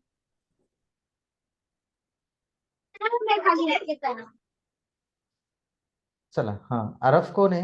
You have any question? Sir, prepare a blueprint for a unit test of 25 marks, sir. Explain, Okay. please. Okay. The question goes to blueprint. Planning Yes, sir. number. हाँ yes. Yes ma'am. Can you repeat the question? Prepare a blueprint Yes. for a unit test of 25 marks for the subject English.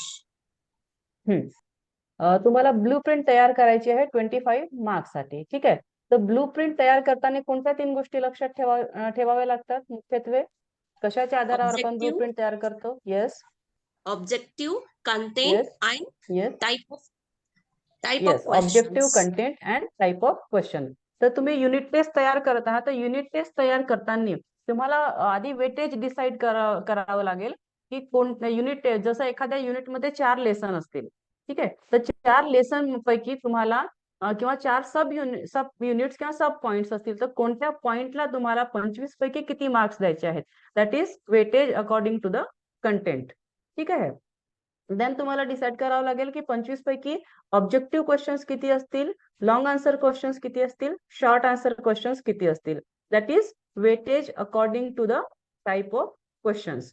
Then you have to decide your objective, जसं knowledge, application, skill, यापैकी कोणत्या ऑब्जेक्टिव्हला तुम्हाला किती weightage द्यायचं आहे out of 25. ठीक आहे. तर असे तुम्हाला 3 कॉलम्स किंवा 3 असे तक्ते तयार करावे लागतील. किती मार्कांसाठी प्रश्न आलेला आहे त्या अनुषंगाने 3 तक्ते तुम्हाला आधी तयार करावे लागतील. Weightage according to type of question, weightage according to content, then weightage according to objective. आणि मग त्या तिन्ही तक्त्यांचं मिळून एक चौथा तक्ता तयार करावा लागेल, ज्यामध्ये ते सगळं इन्क्लूड असेल.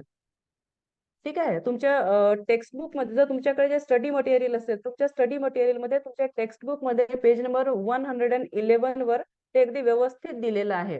Go through that page. All the 3 tables are given there and the table number 4 is also given there, where the content, knowledge, content, then objectives and question times all are included there. ठीक आहे. तर तुम्ही तो एकदा तो page number पुन्हा एकदा बघा आणि त्यानुसार तुम्हाला ते तिन्ही 4ही जे तुम्हाला टेबल्स आहेत ते टेबल्स तुम्हाला त्या ठिकाणी तयार करावे लागतील. असा एखादा फॉर्मॅट तुमच्याकडे रेडी असू द्या, कारण क्वेश्चन जनरली अशाच प्रकारचा राहील. तर एक फॉर्मॅट अशा प्रकारचा तुमच्याकडे 4 ज्यामध्ये टेबल्स तुम्ही तयार केलेले आहेत आणि त्यामध्ये अंक तुम्ही अकॉर्डिंग टू 25 डिस्ट्रीब्यूट केलेले आहेत मार्क्स ऑलरेडी. कारण ऍट अ टाइम एवढं सगळं करणं तुम्हाला ते शक्य होणार नाही दिलेल्या वेळेमध्ये. तर तुम्ही आधीच ते एक 4 टेबल्स तुमच्याकडे ते तयार असू द्या, फॉर्मॅट तुमच्याकडे तयार असू द्या, ज्यामध्ये तुम्ही ह्या तिन्ही प्रकारानुसार वेटेज तुम्ही 25 मार्कांना दिलेला असेल. हे पहा, जून 2018ला जो प्रश्न आलेला आहे, what is blue print essential, why is blue print essential before framing a test, prepare a format of 3 dimensional chart of blue print. मॅडमने जो आत्ता सांगितलं की 3 डायमेन्शन तुम्हाला तयार करायचं आहे, 3 काय म्हणतात त्याला मराठीत, तो तशा पद्धतीने तयार करायला शिका. एक 25 मार्कचा किंवा 20 मार्कचा तुम्हाला हे पहा, त्याचं लिहिताना एक गोष्ट लक्षात ठेवा, ज्यावेळेस पर्सेंटेज ऑफ मार्क लिहायचे असतात ना, त्यावेळेस तुम्हाला 100 आउट ऑफ 100 करायचे असतात ते. त्यामुळे त्याचं कॅल्क्युलेशन एकदा तयार करून ठेवा. इन केस जर अशा पद्धतीचा विचारला आणि जर 25 मार्काचा विचारला तर 25 गुणिले 4 असं करून त्याचं पर्सेंटेज तुम्हाला काढायचंय. 25 गुणिले 4 नाही, ते मार्क किती आहेत ते पाहून तुम्हाला त्याचं पर्सेंटेज काढावं लागतं. त्यामुळे तुम्हाला तुमच्या शिक्षकाने एखादा फॉर्मॅट दिला असेल ते डोळ्यासमोरच ठेवा आणि तशाच पद्धतीचा फॉर्मॅट तुम्ही परीक्षेमध्ये तयार करा. Yes. Okay, next any question? Sir, coherence कोहिजनचं मी आता बघितलं, S6 निराली प्रकाशन युनिट 1 मध्ये आहे, त्याचा उल्लेख केलेला आहे. स्ट्रक्चर ऑफ पॅरेग्राफ मध्ये त्यांनी दिले, मी आता चॅट बॉक्स मध्ये लिहिलंय. युनिट नंबर 1 मध्ये कोहिजन कोहिरन्स आलेलं आहे. युनिट नंबर 1 मध्ये स्ट्रक्चर ऑफ निराली प्रकाशनचं आहे पुस्तक, त्याच्यामुळे तिने मगाशी ते विचारलं असेल. तर मला असं वाटतं त्याचा अर्थ तोच आहे जो S4 मध्ये आहे. आपण S4 मध्ये कोहेरन्स कोहिजन शिकलोय ना मुली. Yes yes yes. तर सेम कन्सेप्ट आहे, वेगळं काही नाही. कारण पॅरेग्राफ प्रिपरेशन आपण पाहिलेलं आहे S4 मध्ये, है ना, युनिट नंबर 2 मध्ये. तेच सगळे डिटेल्स इथेही लिहायचे आहेत की कोहेरन्स म्हणजे काय, logical arrangement of the sentences in a paragraph. So we arrange our sentences in the proper sequence, proper logical order. That means there is some connection in between all the sentences. So that is called as coherence. One sentence is related to other, then second is related to the third one. So in this way there is some sequence, proper order, proper connection in between all the sentences, right? And then cohesion is what? Cohesion is the connection of the sentences at the sentence level. That means the use of various connectors like as, when, though, then we can say for whatever, wherever. So at the sentence level, some words connect each other, connect the sentences with each other. That is called cohesion. म्हणजे sentence लेवलला वाक्यांची एकमेकांची जुळणी होणं म्हणजे cohesion. आणि कोहेरन्स म्हणजे काय तर त्यांच्यामध्ये एक विशिष्ट प्रकारचं सिक्वेन्स असणं त्या वाक्यांमध्ये, त्याला काय म्हणायचं, coherence. There is unity in all the sentences. There is linking, there is connection in all the sentences. So that is coherence, oneness, unity. Okay. And cohesion means what? Connection of all the sentences with each other with the help of the connectors like as, when, though, although, whenever, whatever, like this. Do you get me? Right. Yes ma'am. Yes ma'am. Okay. परंतु S6 ला असा काही प्रश्न आलेला नाही बरं का कधी पण. मी आता त्यासाठी शेअरिंग करत होतो. परत एकदा शेअरिंग करतो मी ते की नाही सर, कोहिजन. तुम्ही पण मगाशी व्हिडिओ टाकलाय ना, त्याच्यात आहे S6 मधले, म्हणून मग मी म्हटलं विचारावं. नाही ना बेटा, पण अद्याप प्रश्न आलेला नाही त्याच्यावरती. प्रश्न नसेल आला, पण ते कंटेंट आहे. चालेल. Thank you sir. हा, S6 ला प्रश्न नाही आलाय, S4 ला प्रश्न आलेला आहे त्याच्यावर. Yes, okay, very good. Okay, so is there any question remaining yet to be asked?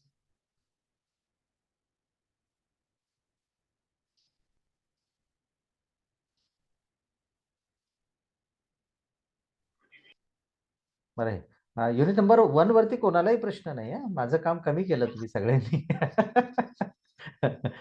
पहिला युनिट असल्यामुळे सर्वांनी खूप छान तयारी केली त्याची असं. आणि कम्युनिकेशन अगोदर सुद्धा होता गेल्या वर्षी आणि या वर्षी सुद्धा ते आहे ना, त्यामुळं जास्त तो डिटेल्स मध्ये झाला असं वाटतं. ते types of communication, features of communication skill. Right, ठीक आहे. कोण बोलतंय? बोला. एक प्रश्न होता की techniques of teaching in writing skill. Kiran, video on करते तुझा बेटा? एक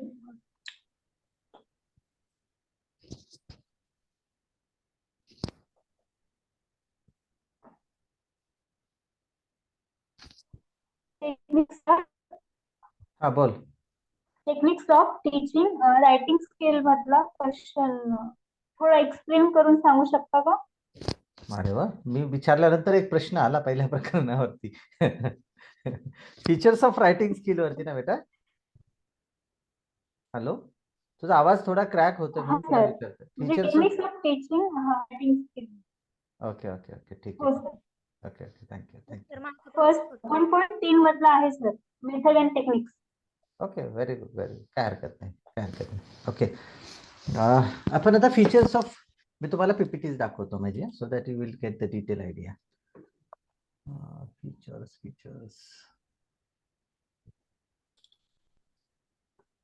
1 मिनिट.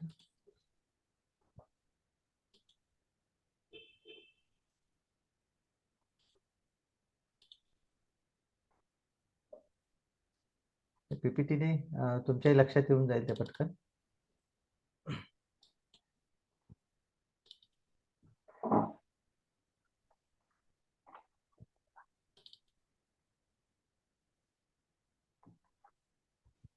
ठीक आहे, शेअरिंग झाली का? ती नाही दिसत ना?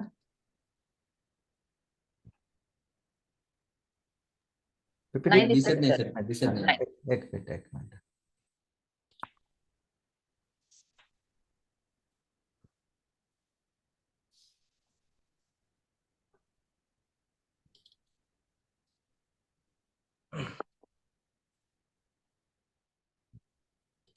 मला तर दिसते का आता?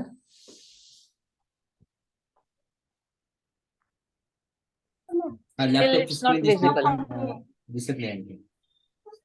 दिसत नाही ना? म्हणजे तुम्ही तिथं क्लिक केलेलं नाही आणखी, तुमचं लॅपटॉपची स्क्रीन दिसते तिथे. त्याच्या खालचं आहे सर 1.3. 1 मिनिट बेटा, 1 मिनिट. आता दिसतंय मला वाटतं ना?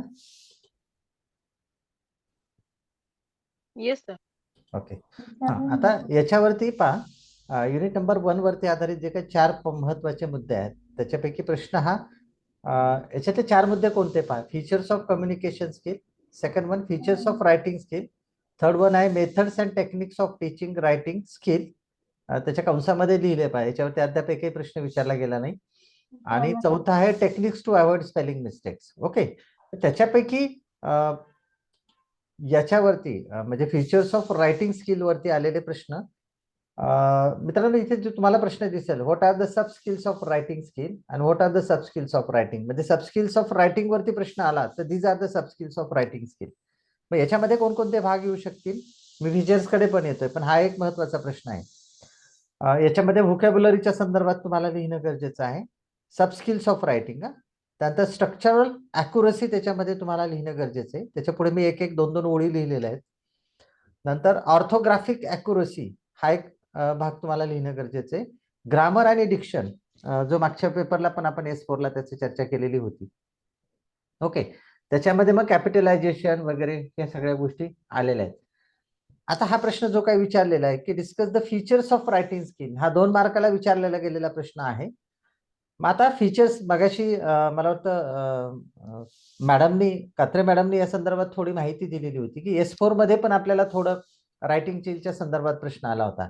इथे मात्र जो प्रश्न विचारलेला आहे तो discuss the features of writing skill, म्हणजे what would be the features, वैशिष्ट्य कोणकोणते असतील रायटिंग स्किलचे. तर आता मी सुरुवातीला writing is the ultimate aim of learning a language.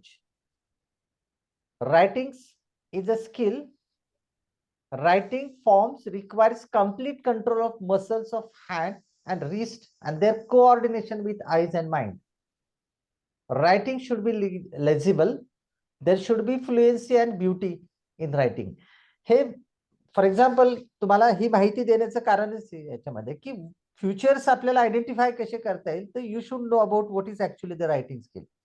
जरी आपल्याला LSRW असतील, पण W is the last one and that is the ultimate aim of learning a language. कोणतीही भाषा शिकायची असेल तर त्याचं शेवटचं एम जे असेल की ती भाषा लिहिता आली पाहिजे. Okay. So as far as the features of writing skill is concern, we have to write about the distinctiveness. मग आता याच्यामध्ये डिस्टिंक्टिव्हनेस मध्ये काय, the language should be written very clearly. म्हणजे आपण ज्यावेळेस कर्सिव्ह रायटिंग लिहितो त्यावेळेस sometimes we cannot recognise which alphabet is that. म्हणजे मला ते वाचता आलं पाहिजे की हा A आहे, हा B आहे, हा C आहे, हा D आहे. So it should be distinctiveness. Second one, there should be the proper spacing. आता प्रॉपर स्पेसिंग म्हणजे योग्य ते अंतर असायला पाहिजे. कशामध्ये, between 2 alphabets, between 2 words, between 2 sentences and between 2 paragraphs. That is spacing. लक्षात ठेवा, इथे लिहिलंय मी proper distance between words and among the words. म्हणजे वर्ड्स मध्ये कोणते येतील, तर पहा आपण कॉम्प्युटरला टायपिंग केल्यानंतर वर्ड शब्दात WORDS ह्या 5 शब्दांमधलं अंतर हे प्रॉपर आहे. आणि वर्ड्स आणि अँड ह्या दोघांमधलं अंतर जेवढंच आहे तेवढंच अँड आणि अमंग मधलं अंतर आहे. So space, proper space between letters, then proper space between words, then proper space between 2 sentences, then proper space between 2 paragraphs and the last one proper space between the 2 paragraphs. हा सगळ्यात महत्वाचा आहे. Next one, size. So what about the sizes, the sizes of all letters should be properly equal and uniform. Authenticity पाहिजे त्या दोन्ही letter मधली. Size त्यांची योग्य ते असायला पाहिजे. म्हणजे ज्यावेळेस कॉम्प्युटरवरती टायपिंग करतो तर सगळ्या लेटरची स्मॉल लेटरची साईज बरोबर तुम्हाला त्या मिडल लाईन मध्ये दिसेल. आणि जे टॉल लेटर्स असतात म्हणजे हेड टॉल असतात, काही लेग टॉल असतात letters. So for example P हा लेग टॉल आहे, लेगचं त्याचं अंतर जास्त आहे. तसं बीचं हे हेड टॉप आहे, म्हणजे हेडचं अंतर त्याच्यातलं मोठं असतं. तो one should think about all these things. म्हणजे हे 3 मुद्दे आहेत. त्याच्यानंतर पुढचा मुद्दा आहे सिम्प्लिसिटी. आता simplicity about what, writing should not be decorative, simply it is also an important features of writing. म्हणजे ड्रॉइंग टीचर ज्यावेळेस एखादं रायटिंग लिहित असेल त्यावेळेस त्याला डेकोरेट करावं लागतं. But when you are writing something we don't want any decoration that. Just it should be a simple. त्यानंतर straight lines, writing should be in a straight line. म्हणजे तुमच्या ज्या स्ट्रेट लाईन वर्ड असतील त्यांना straight line पाहिजे, काही स्लॅन्टेड line असतील त्यांना स्लॅन्टेड लाईन पाहिजे. Okay, so it should be properly written that. Speed, when you are writing, it's the feature that one should write in a proper speed. तो speed असायला पाहिजे. Next one, capitalisation and punctuation. So that is very important feature of writing. So capital letters should be used at the proper places and appropriate punctuation mark should be given there. हे सगळ्यात असायला, जसं आपण म्हणतो I हा कुठेही लिहू द्या, म्हणजे जर सेपरेट आय वाक्याच्या मध्ये जरी आला तर it should be return capital.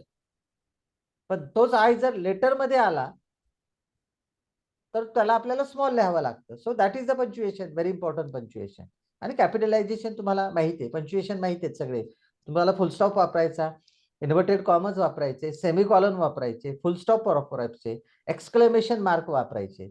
So these are the punctuation that one should use that one. आता रायटिंग मध्ये पण फ्लुएन्सी असते, लक्षात ठेवा. Mostly fluency is related about the communication and speaking, but there is also fluency in writing. मग ती fluency कोणती असायला पाहिजे, तर you should write it very easy and well way. म्हणजे तुम्ही लिहिताना ते तुमचे कर्विंग हाताचे व्यवस्थित असायला पाहिजे. Beauty and swift execution. Sir हे सगळे फीचर्स ऑफ रायटिंग मध्ये आपल्याला या ठिकाणी मुद्दे लिहिणं अपेक्षित आहे. Yes, any one want any explanation about दिस?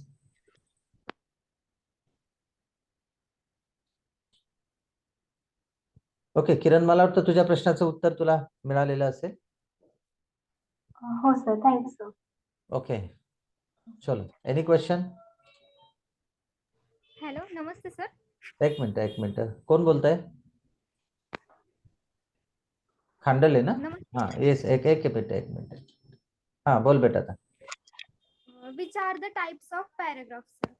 त्याचा एक एक्सप्लेन करायचा प्रश्न आला होता 2018 ला. टाइप्स ऑफ पॅराग्राफ युनिट 1 आहे sir.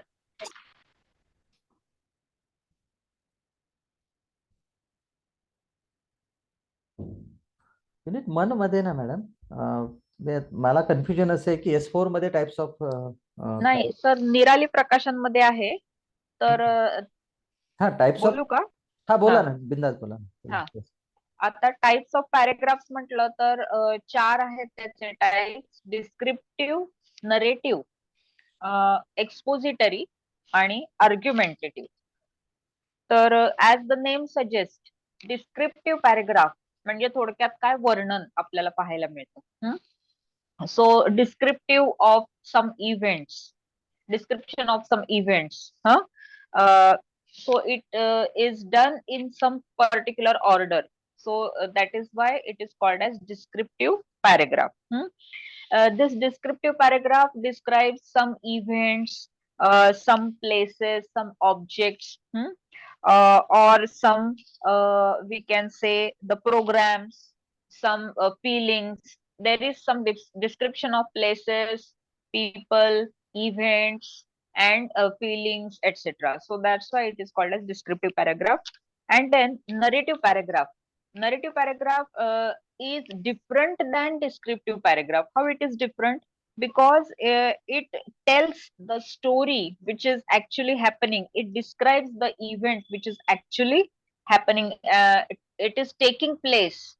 It is changing again and again. It has taken place. So every minute we can say commentary. Commentary is done in narrative paragraph. Okay. So narrative paragraph, it describes the event as it is happening. As it is happening. It describes the actual event as it is happening. So that's why it is different.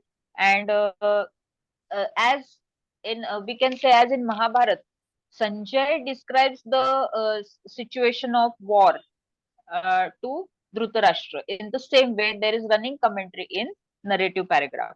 Then expository paragraph, it deals with the we can say some causes of some event, reasons, causes, effects of some situation or event, we can say. Classification is there. in this expository paragraph. Causes and effects are explained in this paragraph. There is comparison done in this type of paragraph. Okay, so it is expository paragraph.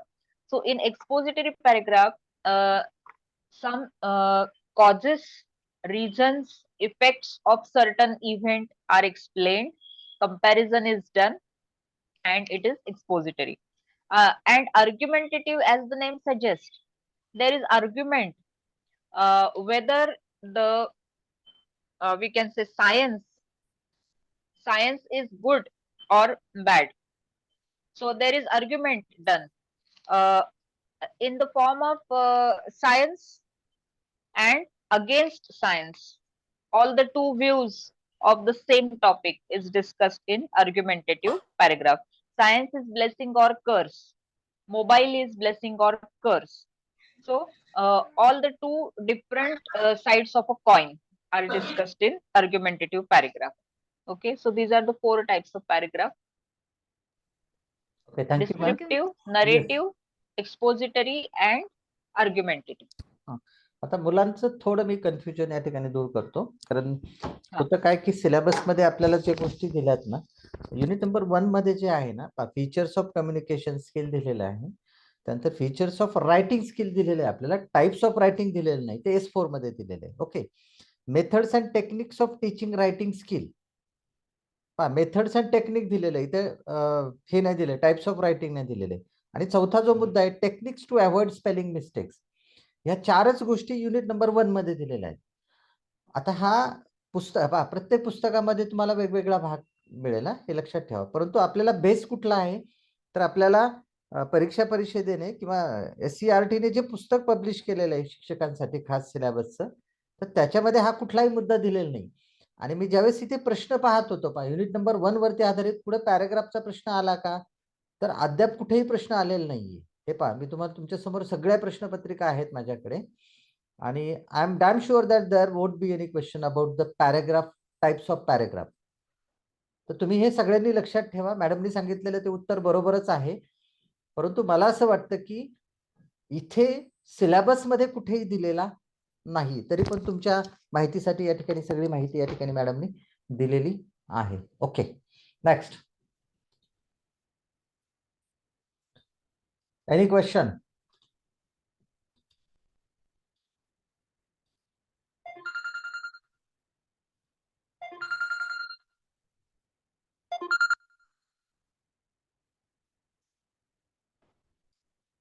आहे कोणाकडे काही प्रश्न एखादा? मला तो वेळ पण भरपूर झालेला आहे, प्रश्न सगळे संपलेले असेल असं गृहीत धरायला काही हरकत नाही. राम सर, तुम्ही तुमचा ऑन करा ना व्हिडिओ एकदा, आपण 4ही दिसलो पाहिजे. Yes, thank you. ठीक आहे, कोणाला काही प्रश्न विचारायचा का आणखी? चॅट बॉक्स मध्ये अनेक सूचना आलेल्या आहे. Please send the PPT to everyone who join the Zoom link meeting. Okay, I can send the pictures, sorry all the PPTs. आता मला मीनाक्षी मॅमने पण पीपीटी पाठवली, राम सरांनी पण पीपीटी पाठवलेले आहेत, काही फोटो पाठवलेले. Definitely I will show you all this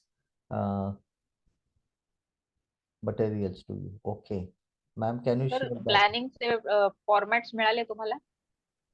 WhatsApp केले? केले का? बरं, ते पण हो हो, काय ते पण हरकत नाही. प्रश्न कोणाचा नाही असं गृहीत धरून आपण या ठिकाणी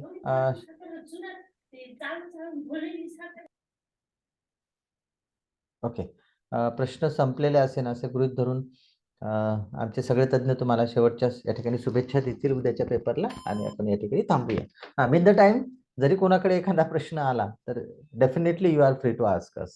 okay, we will start from Ram sir. मला वाटतं सेकंड इयर मधला हा इंग्लिशचा शेवटचा पेपर असेल तुमचा इंग्लिशचा, ज्याच्यामध्ये तुम्ही खूप चांगल्या मार्काने पास होणार आहात. गेली 2 तास झाले तुम्ही खूप काळजीपूर्वक लक्ष देऊन ऐकत आहात. आता मला वाटतं संख्या आहे 53, 102 जॉईन झाले. तरी शेवटपर्यंत 52 50% तरी विद्यार्थी राहिलेले आहेत. त्यामुळे काय हरकत नाही.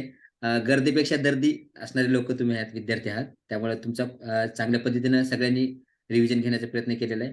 इनव्हाईल आता मिनव्हाईल तुमचा वेळ सुद्धा आहे हातामध्ये, तर चांगल्या पद्धतीने राहिलेल्या पॉईंटचा अभ्यास करा. 20 मार्काचा पेपर असला तरी आपल्याला 17-18 पर्यंत आपण कसं जाऊ, कारण बाउंड्रीवर तर कोणी पास होतं, आपल्याला बाउंड्री घ्यायची नाही. बाउंड्रीसाठी हा सगळा अट्टास नाही आपल्याला. तर चांगल्या पद्धतीने आपल्याला स्कोअर करायचा आहे की 16-17च्या वर मार्क तुम्हाला मिळायला पाहिजे 6 मध्ये. अशा शुभेच्छा आमच्या सगळ्या फोरम कडून आम्ही तुम्हाला देतो. All the best for tomorrow's paper. Okay, thank you. Palwankar ma'am. Excuse me sir, yes. हे जे तुम्ही क्वेश्चन्स पाठवलेले आहे सगळे Deepa 2023, video on sorry sir me video नाही ऑन करू शकत. बरं, ठीक आहे, ठीक आहे, काही प्रॉब्लेम नाही. ओके, हा ठीक आहे, ठीक आहे, तर बोला. हे याच्यातले क्वेश्चन परत येऊ शकतात का परत पेपर? आता आम्ही असं काही सांगणार नाही मॅडम, ते प्रश्न येऊ शकतात का, कारण परंतु की, परंतु जून हा 2018 चा तर मी आता अभ्यास करत आहे, तुम्ही बघत आहे, मागच्या वर्षी मी बघितलं आणि यावर्षी एक पण रिपीट झालेलं नाही आतापर्यंत. आता मी त्याच्यामध्ये एक ऍड करेल मॅडम. एक गोष्ट लक्षात ठेवा नेहमी, रिपीट प्रश्न भरपूर झालेले आहेत, प्रश्नांची भाषा बदललेली आहे. हा तेच थोडस हा आम्ही त्याला गुगली प्रश्न म्हणतो गोष्टी. तसंच झालेलं. हा. मी हिंदीच होता आज मी घरी येऊन बघितलं होतं तेच आन्सर, पण ते लिहिताना इतकं कन्फ्युज झालेलं होतं मला, Right. तर तेच थोडस मॅडम एकदा प्रश्नपत्रिका सुद्धा जशाला तशी रिपीट झालेली आहे, हे सुद्धा लक्षात राहते. S4 ची जी जानेवारी मध्ये आली तीच आता 7 मध्ये सुद्धा आली, म्हणजे जुलै मधल्या याच्यामध्ये. त्यामुळं प्रश्न रिपीट होतात, जसं शिंदे सर म्हटलं तसं, फक्त त्याची भाषा बदलते. आपल्याला त्या भाषा प्रश्नाचा गाभा कळला पाहिजे कोर, त्याच्यामुळे आपल्याला ते लिहिता येतं. ओके, म्हणजे वर्ब फक्त बदलतात, क्रियापद बदलतात आणि त्याच्यावर मग आपल्याला थोडी गुगली टाकले जातात. आपल्याला वाटतं की काहीतरी वेगळंच विचारलं, पण आपल्याला जे आपले अभ्यास झाले ते तिथे लिहायचं असते तिथं.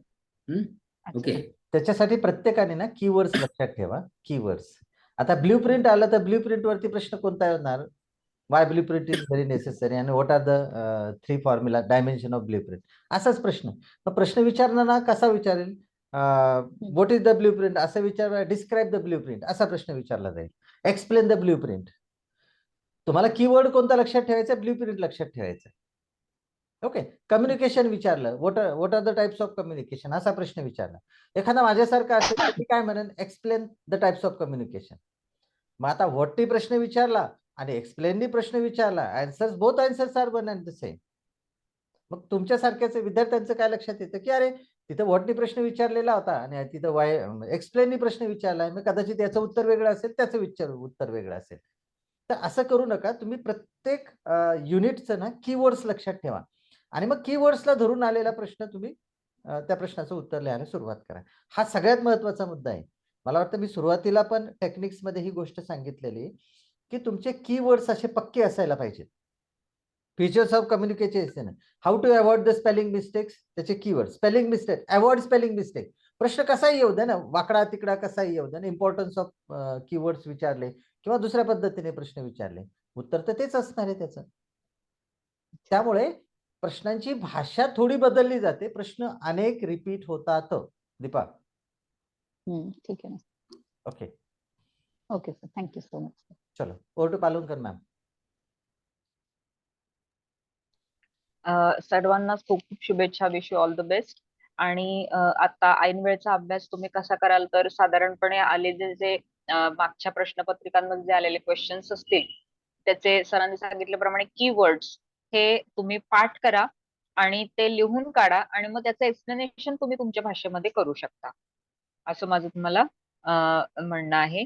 की तर जास्तीत जास्त मार्क्स तुम्ही जास्तीत कमी वेळात तुम्ही जास्त अभ्यास करू शकता आणि लिहिण्याची पण प्रॅक्टिस, तुमचं कॉन्फिडन्स वाढेल, लिहिण्याची प्रॅक्टिस वाढेल. So wish you all the best. Thank you ma'am. Meenakshi ma'am.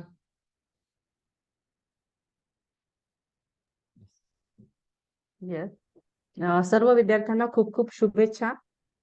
तुमचा उद्याचा पेपर खूप छान जाओ, खूप छान अभ्यास करा आणि खूप छान पेपर सोडून या. आल्यानंतर छान छान फीडबॅक द्या की कसा छान पेपर गेला तुमचा उद्या. आणि special thanks to Shinde sir, Palvankar ma'am, Ram sir. हा एक नवीन अनुभव होता माझ्यासाठी आपणा सर्वांसोबत काम करणं आणि पहिल्यांदा असं वेबिनार वगैरे मी विद्यार्थ्यांसोबत म्हणजे इतक्या म्हणजे बाहेरच्या विद्यार्थ्यांशी पहिल्यांदा संपर्क साधणं, आपल्या एका चौकटीतून बाहेर निघणं. त्यामुळे it was such a wonderful experience to be with you, to work with you. Thank you so much to all of you and all the best to all students. Thank you. Okay, thank you. मित्रांनो, 1 मिनिटामध्येच मी संपवणार आहे. सगळ्यात प्रथम तर मी सगळ्या विद्यार्थ्यांना होऊ घातलेल्या उद्याच्या पेपरसाठी शुभेच्छा देतो. उद्याचा पेपर झाल्यानंतर कुणी ग्रुपला असं टाकू नका की आन्सर शीट काय आहे, त्याचा अजिबात विचार करायचा नाही. कुणीही ही गोष्ट लक्षात ठेवा. अनेकांना मी त्या उत्तर दिलेलं आहे त्याच्यामध्ये की सर याचा आन्सर काय, त्याचा आन्सर काय. Don't think about the past. काय झालंय ते विचारच करू नका. पुढच्या पेपरचा चांगला अभ्यास करा. काय होतं, एखाद्या प्रश्नाचं उत्तर चुकीचं आलं की तुमच्या डोक्यामध्ये ती कल्पना येते, अरे उत्तर चुकलं बरं, आता उत्तर चुकलं, आता काय करू. So it will mentally affect you and definitely it will impact on your next paper. असं कुणी काही करायचं नाही. छान पद्धतीचा पेपर द्या.